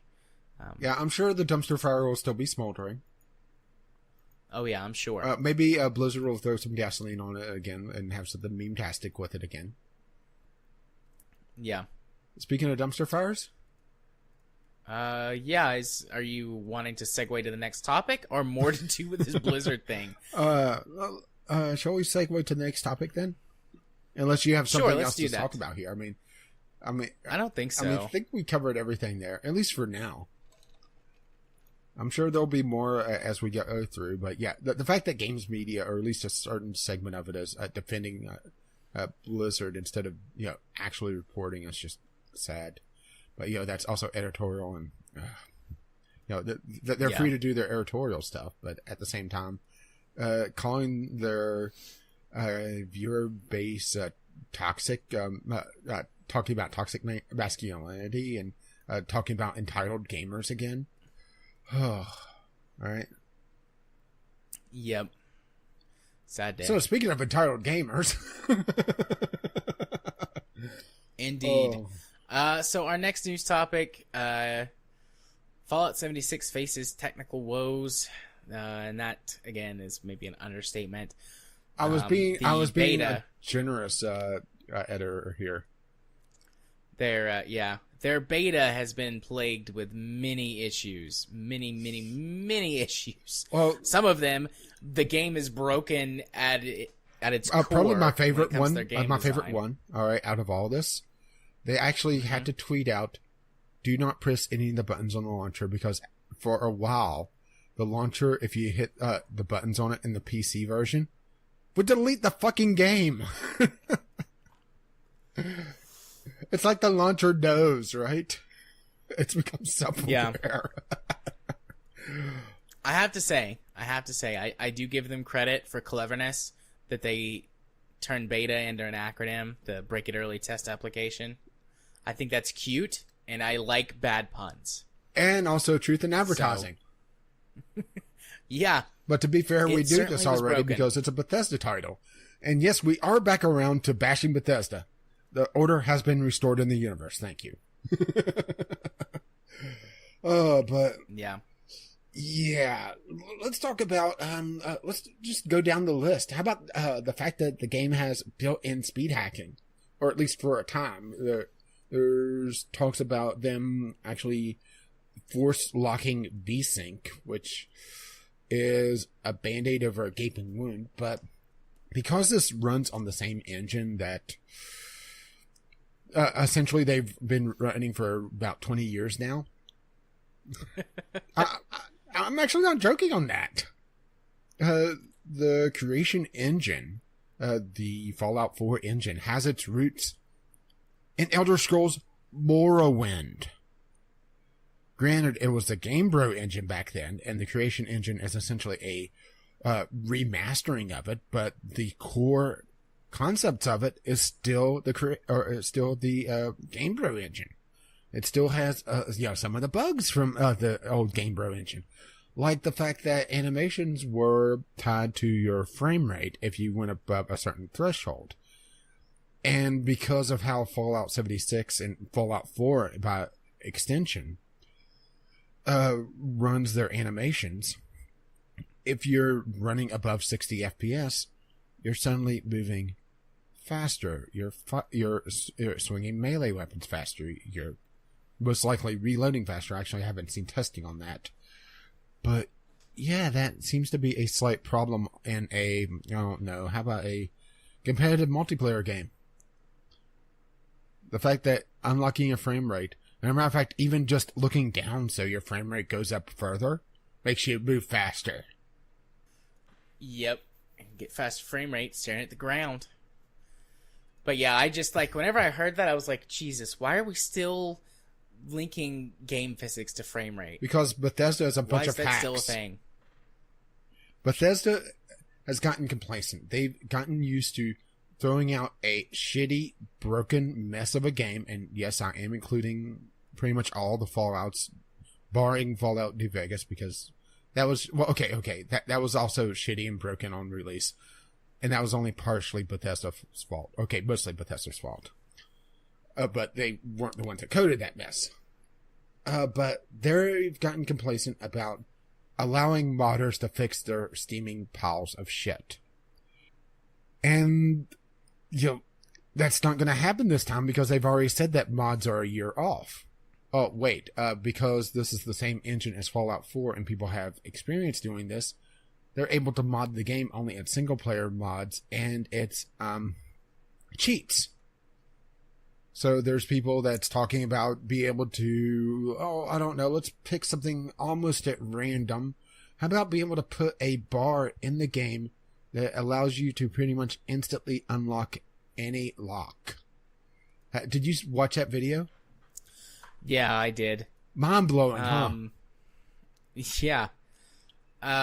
One of the problems with stuff like that, too, one of them, several problems, I'm sure, that I've heard people complain about, this just being an issue anyways from the game, is that because it's an MMO, around 50 to 60% of the containers are shared, and they're on respawn timers. So if you get somewhere after somebody else, then there's no loot there. And if somebody's able to instantly unlock everything and speed up the time, granted, it's not instant, and get all the loot drops, substantially faster. Faster. It's the same unlocking minigame that's been in since Fallout 3, essentially. Yeah. So you have to move the bobby pin and to the right arc on. I thoroughly dislike that unlock mechanic. It's not. I really liked Oblivion's better. It's not realistic in the slightest, is it? No, it's not. Yeah, that's not how lock picking works. No, but I've picked a few locks. I know how to pick locks. I know the theory behind it, but I've never picked a lock. Yeah, I've done it before. But I used to have a set of tools when I worked at Lowe's in the tool section, or in the tool section. I was one of the only people that could figure out how to unlock a lock without, if you don't have the master key, in case someone needs a lock rekeyed or something, you'd actually have to go through and take the lock apart or pick it, depending on how damaged or screwed up, whatever somebody brought it in. So I actually learned how to pick locks. I'm a little bit rusty, but I can pick most door locks. But the fact that there's the lockpick mod where you're able to instantly tell pretty much where you need to put the bobby pin, and then it's just a little bit of fine tuning. They were unlocking locks in 5 seconds. Yeah. When typically, that. In Fallout, I would say it'd be, I would say 30 seconds would be about a good average, right? Somewhere in there. Yeah. Because, you have to do a little bit of testing, prod it a little bit, and that's an open window for you to get, shot in the back of the head. And this, you're pretty much instantly done. And the fact that that's a thing, really? And the fact that the server's able to, or I should say the client's able to tell, really ties into a lot of what I have labeled as networking shitstorm. That the fact that the game servers, and I have an archive of this just in case they nuked this, because the Fallout subreddit is a little bit salty about things. How the servers trust the clients pretty much completely. So let's see. There's a breakdown of 5 reasons not to use an engine that you made entirely open and provided all the tools needed to mod the engine in an online game. Oh, and how entirely not to secure anything of your users. Number 1, there's no server checks to verify models or file integrity. Want to make the trees smaller or player models bright colors to see them easier? Go right ahead. Here's the tools you need to it. Terrain and invisible walls / collision is client side. Want to walk through walls? Open up that beautiful ESM and file and edit it. The server doesn't care or check. Want to save money on server hardware and make ping a little bit more manageable? Go ahead. Open up a client to client communication, but don't encrypt it or obfuscate it in any way. Open up Wireshark while you're playing and nab someone's IP if you want. send packets to the server to auto-use their consumables, all very nicely in plain text. Even get health info and player location. Why waste time injecting the executable and getting nabbed by anti-cheat when you could get all the info from the network? Want to grief people and be a god? Go ahead, keep a looping packet captured in Wireshark reporting you have full health. Why would the server care about something as little and game-breaking like this? It's a great idea to let your client tell the server that it's state and the server not to check anything it's being told. The possibilities with this are endless, and probably just to give yourself items by telling the server, hey, you picked it up. And number 5, someone in your game being mean? Again, have Wireshark? Well, let's just forge a packet with the disconnect command and have it knock them offline. In conclusion, Bethesda should not have made the Fallout 76 by throwing mods on it from the Nexus and sold it as a new game. And Bethesda is saying that this isn't entirely accurate, but they are working on fixing issues, but they're not saying which of these issues or if any other ones are accurate, which screams, PR are trying to twist things, or things are a lot worse. Yeah, the fact that if any one of those 5s is accurate, that's devastating. Yeah, I had a pretty big suspicion this was going to be a mess from the beginning. Oh, I thought too. I thought so too. But this is beyond my wildest dreams of how big a dumpster fire this is. I mean, Bethesda has no idea how to make an MMO. They have no idea how to make really an online game, and they have no idea how to make a new game engine. They have no idea how to make a survival game, which this technically is. I mean, this is just a massive recipe for disaster, which just keeps getting worse and worse as time goes on. I disagree. It's getting better and better. Hey, this is the only way I'm going to enjoy this game. I mean, I'm probably never going to play it ever. I do have to admit that there is a curiosity for me, just because I live in the area that the map shows. So it's it's the same idea as if like American Truck put out an expansion with Tennessee. You'd be a lot. That would make me happy. You'd be a lot more interested in it just because. Hey, I know this street or I know this highway. It's that sort of thing for me. Going like into Charleston and looking at the buildings there and knowing some of them throughout the Upper Canal Valley, that sort of thing. That's like the only curiosity for me. I have zero interest in this Rust reboot, but the fact that, there is a market for it, but the thing is that this is also highlights how slow game development is for AAAs, because this is an obvious cash in on these kind of open world survival games that were the fad before Battle Royale, right? Yeah. So this is... And how AAA developers usually get to the scene a little bit late. A little bit. The boat's already gone from port, gone out into the middle ocean and sunk, and the next ship is coming in and is already leaving. Okay, so a lot late. Granted, Battle Royale is a lot easier to throw it together. Do you think they're going to put a Battle Royale mode in this? Probably. But I don't really give a shit. Like I said, not really interested in playing this. Well, I would have been willing to pay for multiplayer, like co-op. All I ever wanted in either Fallout or Elder Scrolls is co-op. That's it. Between 2 and 4 people, and have a cooperative Fallout experience with the same story. The same story quality. Just have it instead of like the Lone Wanderer or the Lone Courier, have a group, and you could easily do that.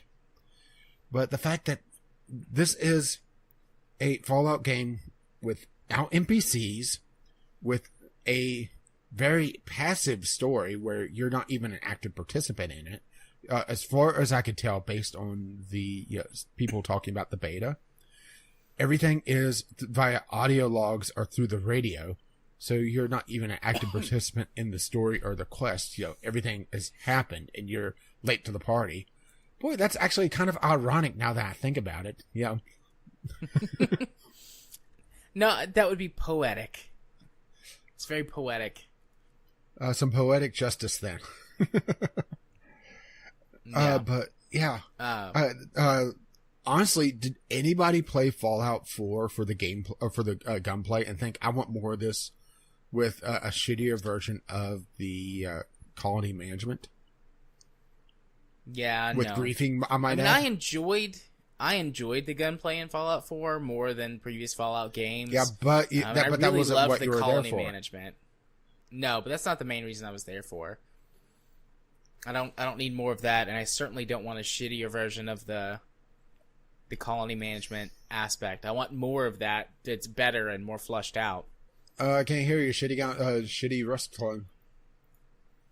Yeah, if they had done that, even like really fleshed out that system, I would wait until, maybe a year later, whenever it is that they said that they're going to put private servers in. Honestly, and then set up a private server, not let anybody on, and just build a town. Here's my opinion: what they should have done. All right, they should. Well, first of all, they couldn't have done this in their game engine, so that pretty much makes it impossible. But if they wanted to focus on the survival and colony management, instead of doing a third-person shooter like this, they should have done a single-player sort of. You never played Neo Scavenger, have you? No, I haven't. But something like Neo Scavenger, a rogue light or rogue like, depending on your definition there, or even go full on with the management style and be like Banished, where you're building up a colony and you're sending out exploratory groups and you're getting lore about the surrounding area. And you could easily socket that into the existing lore without retconning literally everything. Because that's something else that they're doing that's pissing off long-term fans, is that they're retconning a lot of the factions to be active in places that they weren't active long before they were active, Yes. So it's another one of those things that it's just a big middle finger to long-term Fallout fans. Yeah, when it comes to Bethesda, the only thing I've got my eye on is like, okay, what are you going to do to the next Elder Scrolls? Yeah, it makes you a little concerned about that, doesn't it? Oh, I've been concerned about that for a while now. That's why I'm, that and the fact that I didn't really care for Skyrim. If I modded it enough and threw enough total conversions at it, I think I would enjoy it. But, I was playing the game for the game and not, the engine. The Elder Scrolls at this point is pretty much just a game development tool, or a place for game devs to get their feet wet, or future game devs, I should say, to make mods. But the fact that we have the mod workshop now, and it seems like they're going more and more off Steam, so I don't want another launcher, Yeah, me neither. Let's see. Got several. Okay, got several launchers. Steam. I don't need another one. What are we? Steam, GOG, Ubisoft, Humble Bundle technically because of all that, Twitch, Discord because I had a free game on there, and I'm sure I'm forgetting like half a dozen. But Uplay? Did you say Uplay? Well, I said Ubisoft. Oh, okay. But that's 6 right there. Listed off pretty rapidly. Yep, I can add to that list the Rockstar launcher for Grand Theft Auto 5.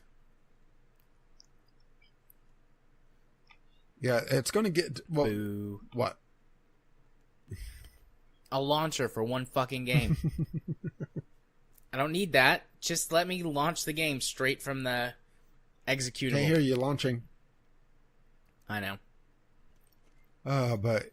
Dreadnought has a launcher. Yeah, well... Because launching it from Steam launches the launcher. Yeah. And then it stays open when you close it. Yep. So you gotta close the launcher that you launched from launching the game from Steam. Launcher's all the way down. Did we miss any of the Fallout 76 topics? Let's see. Eurogamer, the build and speed hack, the networking shitstorm. That is mispasted. Whoops.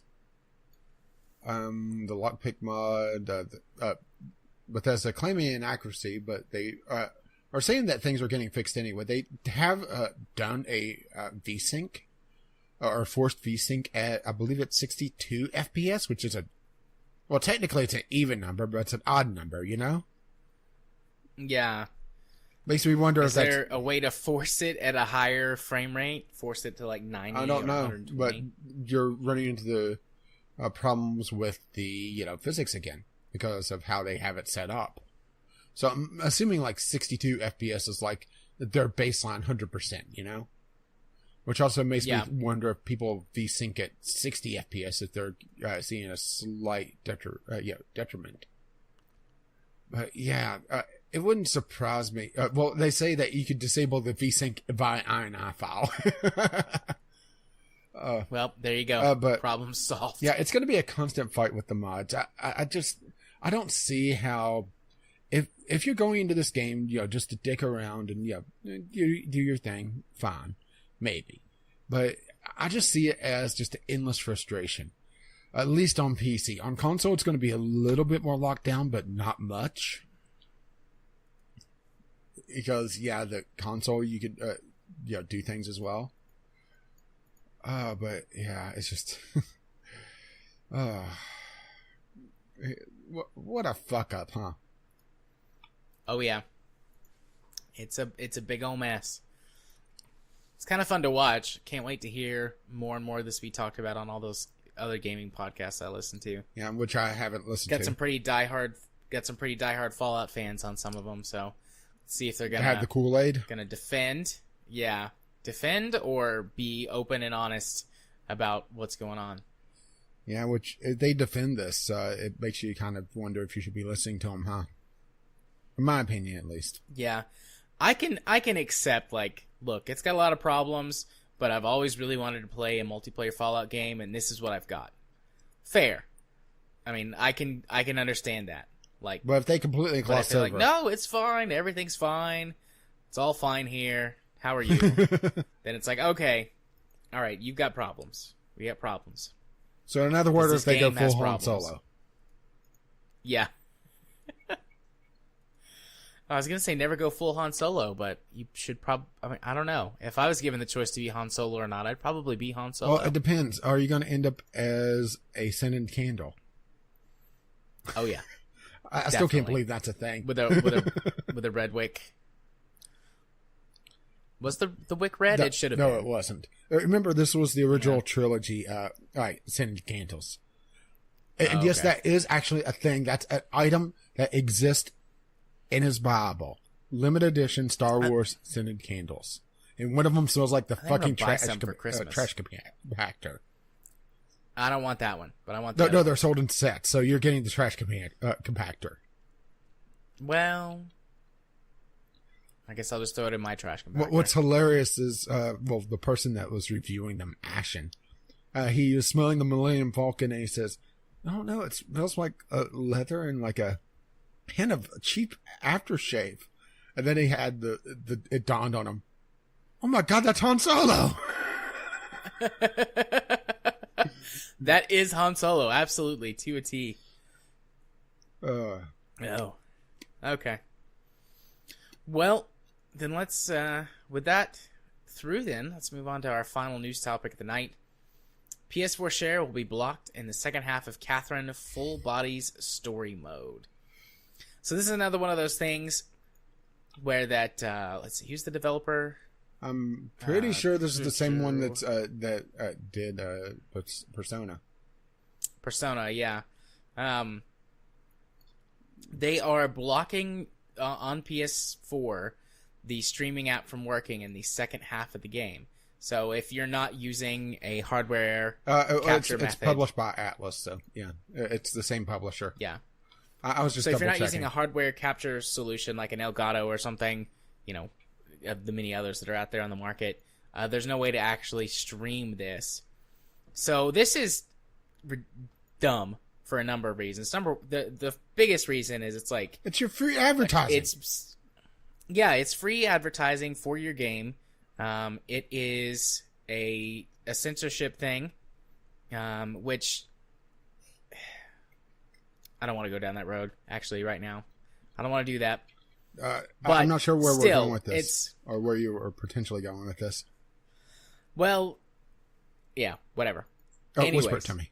I'll listen closer. Whisper.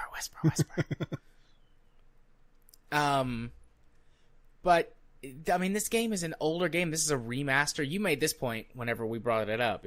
You said, it's an older game. If someone wants to find out about it, they can easily go to YouTube and find out about it. Like, what's the point? Only caveat here is that they are putting in an additional character, which, how the hell does that work? Because the original story was about this guy that was essentially caught in between, the temptation of cheating on, I can't remember if it was, like fiance or wife or what, but they were both named Catherine, just one with a C, one with a K.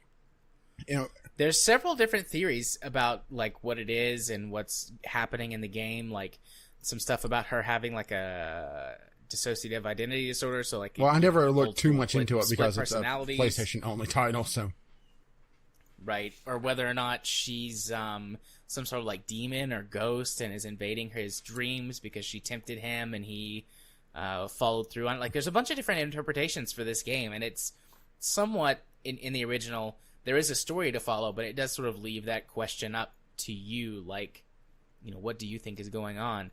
And he goes through these, these nightmares and has to come out on the other side, like dealing with regret and guilt. Fascinating story, actually, told very well.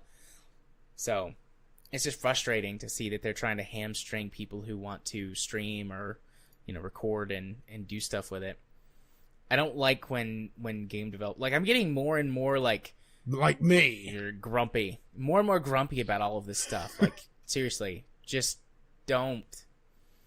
To some extent, I mean, companies do have rights. I'm not trying to say that like, oh, just once you put a product out there, it's out there, and you have no control or say or anything. Like, companies can certainly try things, and legally, they are within their right to do so. But when it comes to the gaming space, streaming, with how popular and how big a part of the industry streaming has become, trying to hamstring someone's livelihood, if they're at that level, trying to hamstring someone's hobby by putting these ridiculous restrictions on is frustrating to no end. Because it's like, hey, we all just want to have a good time. We want to share your game, and not even just the free advertising bit, but also that, like, hey, we want to show it off, and then maybe someone will go buy it and want to play through the rest of it. And those are probably a small percentage for a game like this, but it's one of those things. It's like, game devs always talk about leaving money on the table. Well, to use that argument against them, like, you're fucking leaving money on the table by telling people they can't stream the second half of your game, and they know they're going to do it anyway. That people are going to do it anyway. Copyright strikes, aren't they? They did on Persona, which they... I didn't see anything... Well, okay, they've threatened them in the past, so that leads me to think that they're going to threaten them again. Yeah. But, they eventually lightened up. I don't think they ever completely removed the sword of Damocles over this, but... they lighten up after a time, but it makes me not want to deal with them. Yeah. Or honestly, kinda makes me want to load up an emulator and go play Persona 4 on stream. I was gonna say I've always wanted to play Persona. Like, I feel like it would be a game, or that series would be a series I would enjoy. I tried getting into it. It's just it has a Kojima level entry where it's cutscene on top of cutscene on top of cutscene. It's like watching an anime going into it. I bet you I was a good 2 hours into it, and short of just walking around, not having actual gameplay, I didn't have actual gameplay until the very end of that time frame, and that was the tutorial battle. So Yeah. whenever I say Kojima, I mean Metal Gear Solid levels of cutscene. Oh, okay, here's a cutscene. Okay, just to change pace, we're going to take 2 steps and then a cutscene. Wow, a whole 2 steps. But anyways, I mean, at this point, I wouldn't buy a game. I wouldn't buy the game. I would either emulate one of the older ones. Well, it's a PlayStation title anyway, so it would be emulation only for me.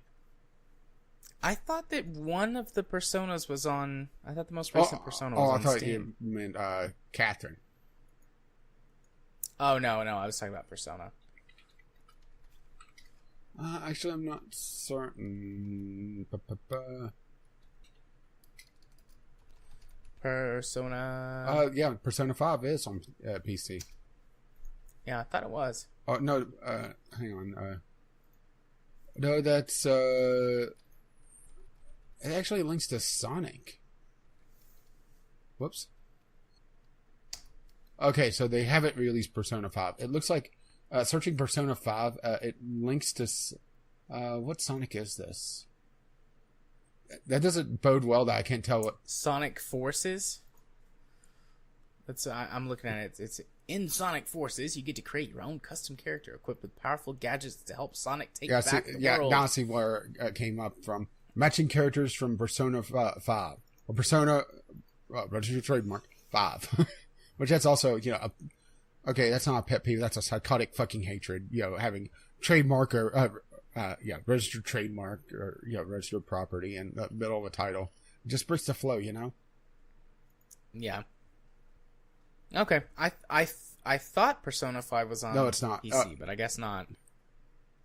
It looks like people are wanting it, but I'm not sure if there's even a Persona game officially released on PC. Yeah, it says. Granted, they did say that. Hang on. Atlas says Persona 5 and Yakuza 0 aren't releasing for PC or Nintendo Switch. This was from January 2017. Now think about that one. Sorry, I was reading something about Persona 5. The publisher. I think it was like the publisher said that Persona 5 and Yakuza 0 aren't releasing on PC or Nintendo Switch. This was January of last year. Oh. So I wouldn't throw it out the realm of possibility because... Well, Yakuza 0 is on Steam now.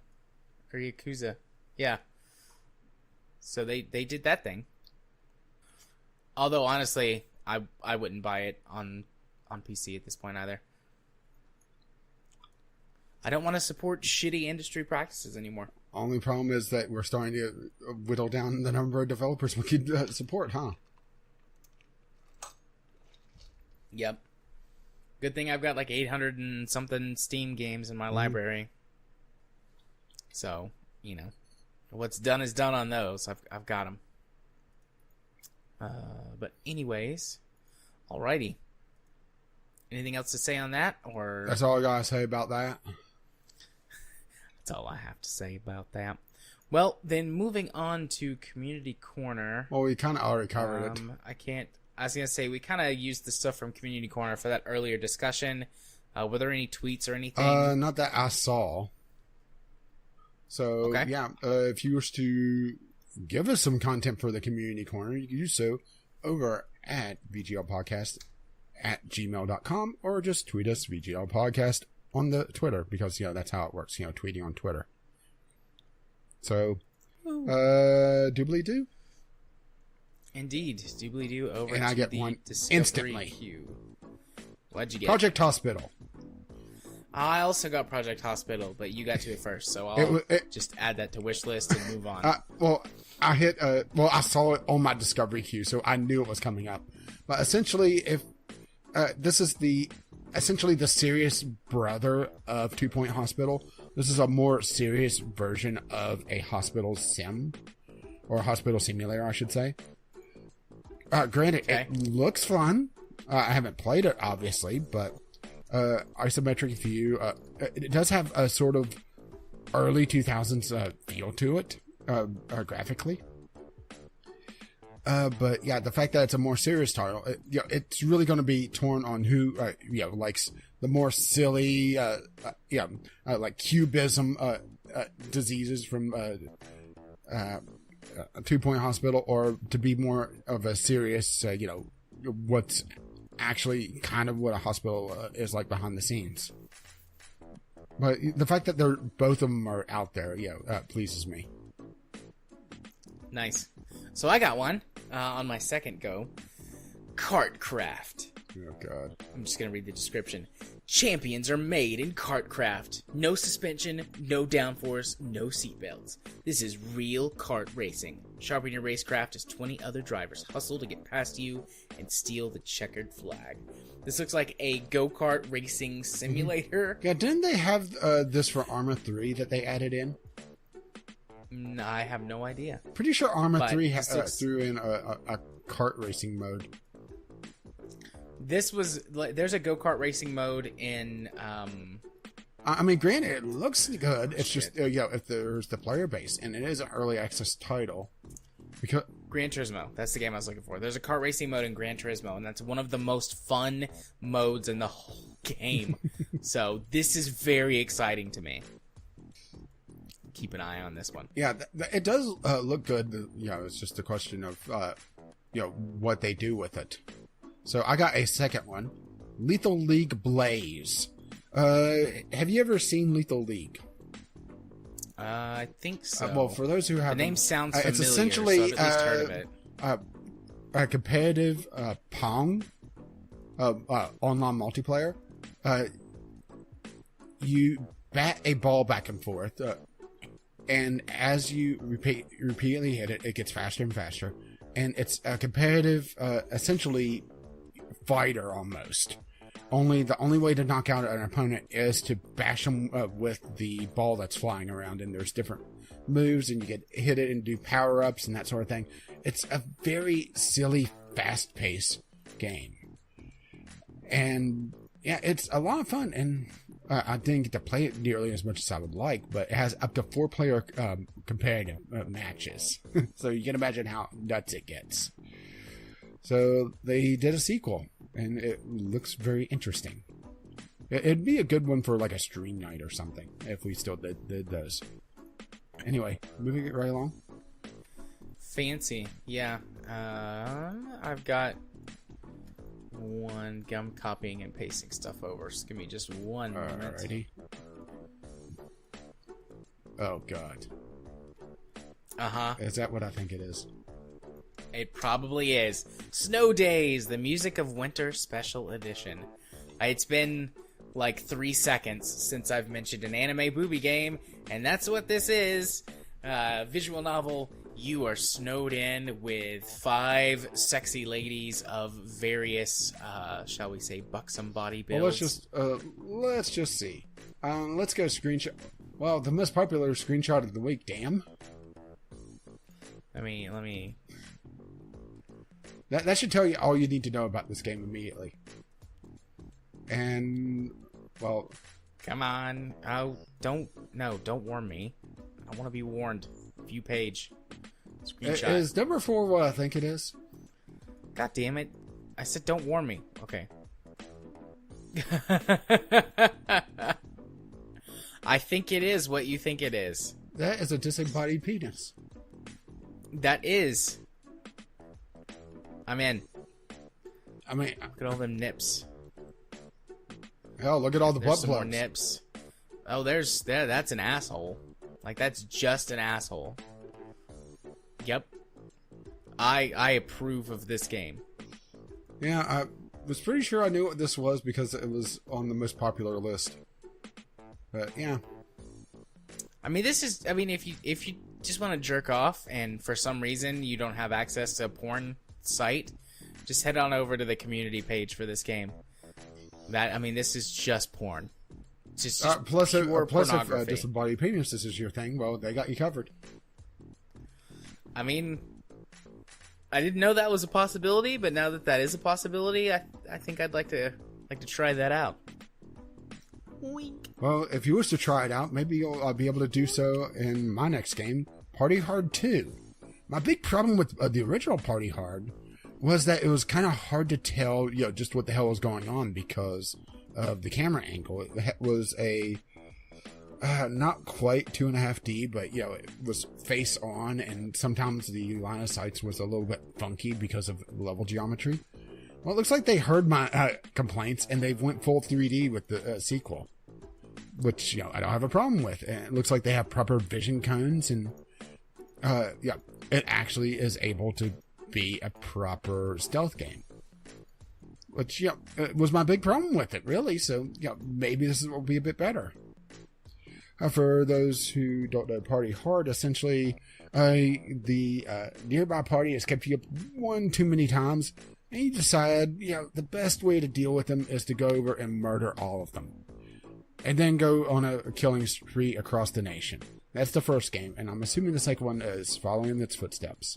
I do know they did a Party Hard Tycoon as well, which was essentially a nightclub simulator. I'm not sure how good it was, though.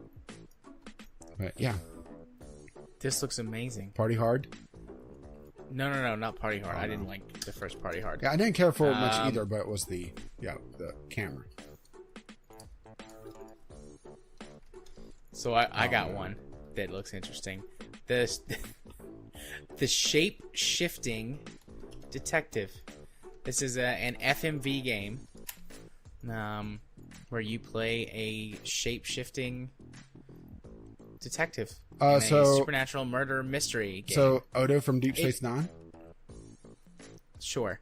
It reminds me a lot of Her Story, except with more varied scenes and settings.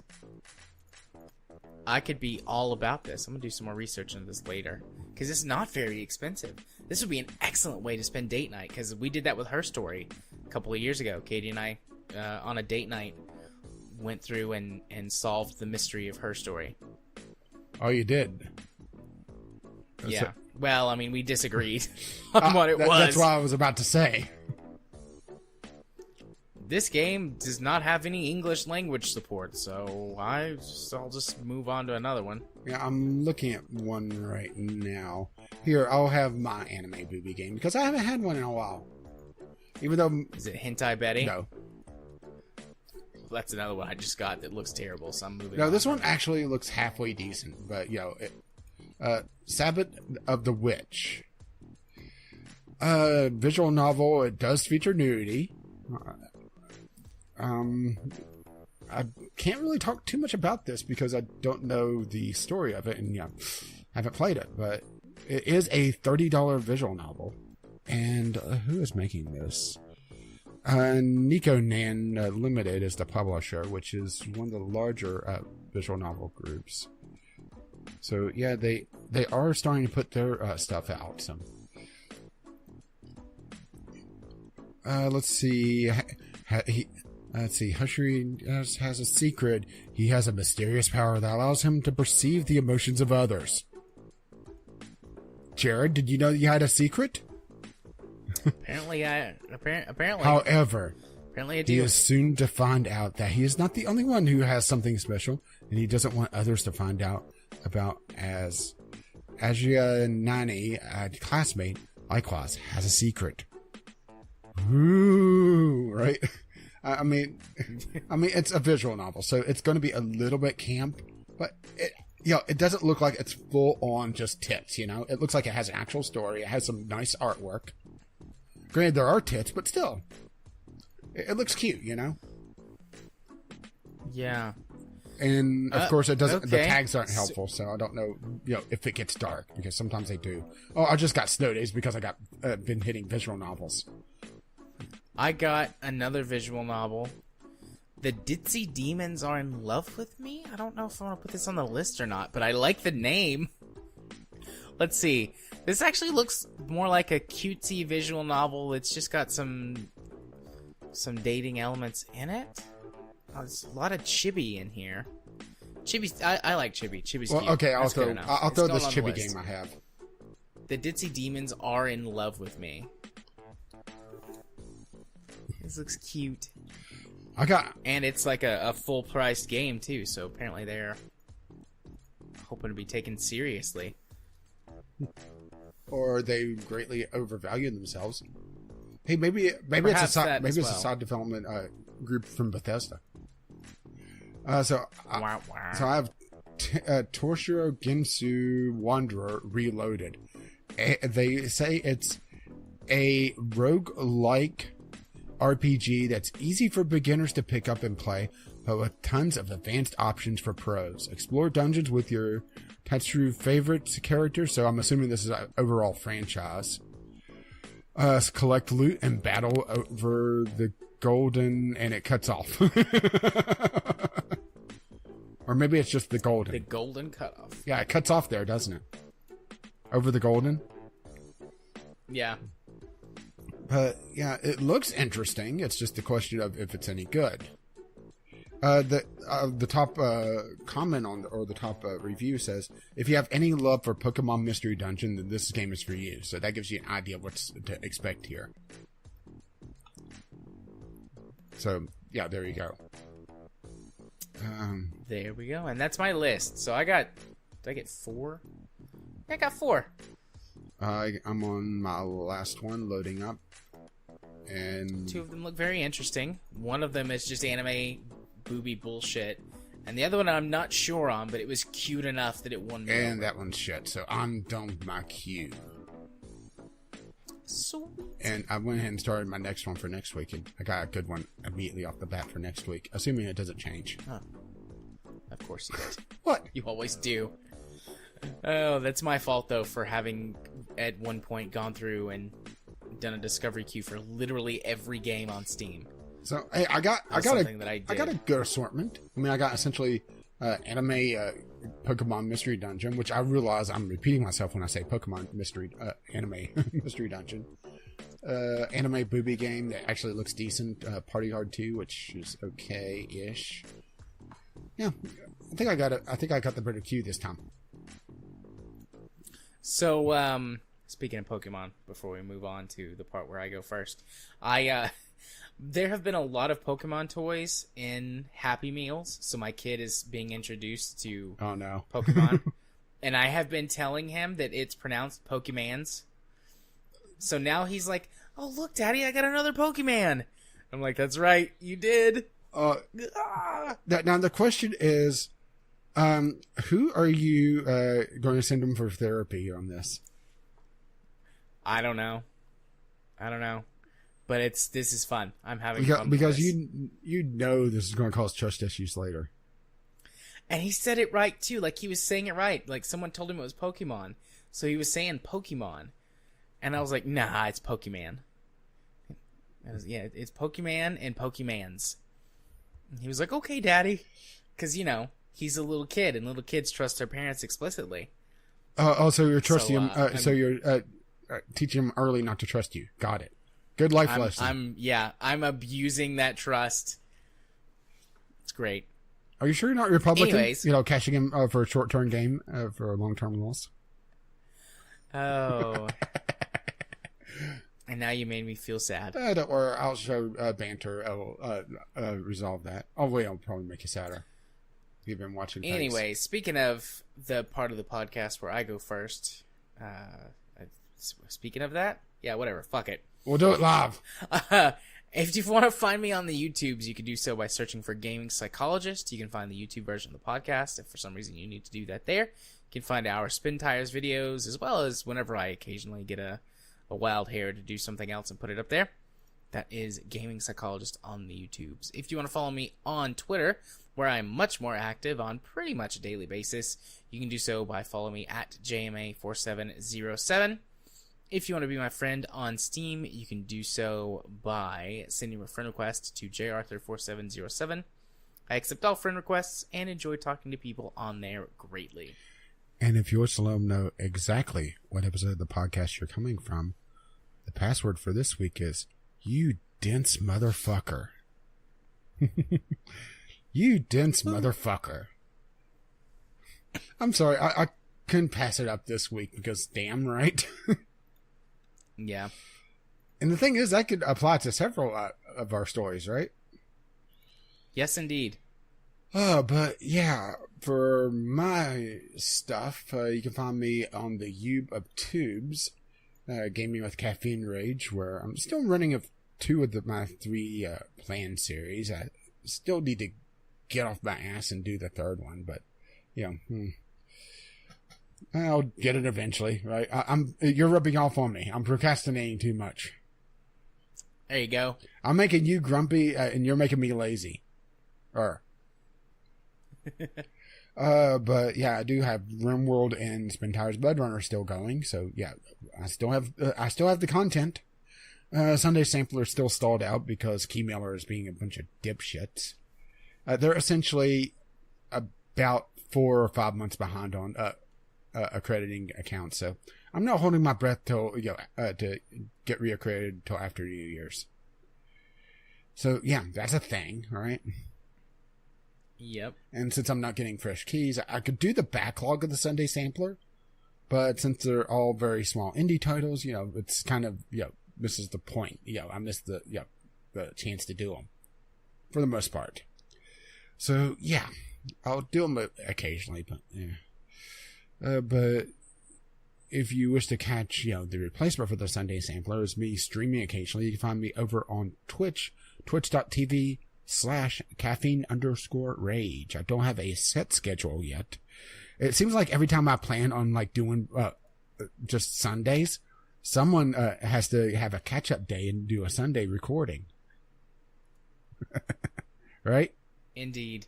It's one of us.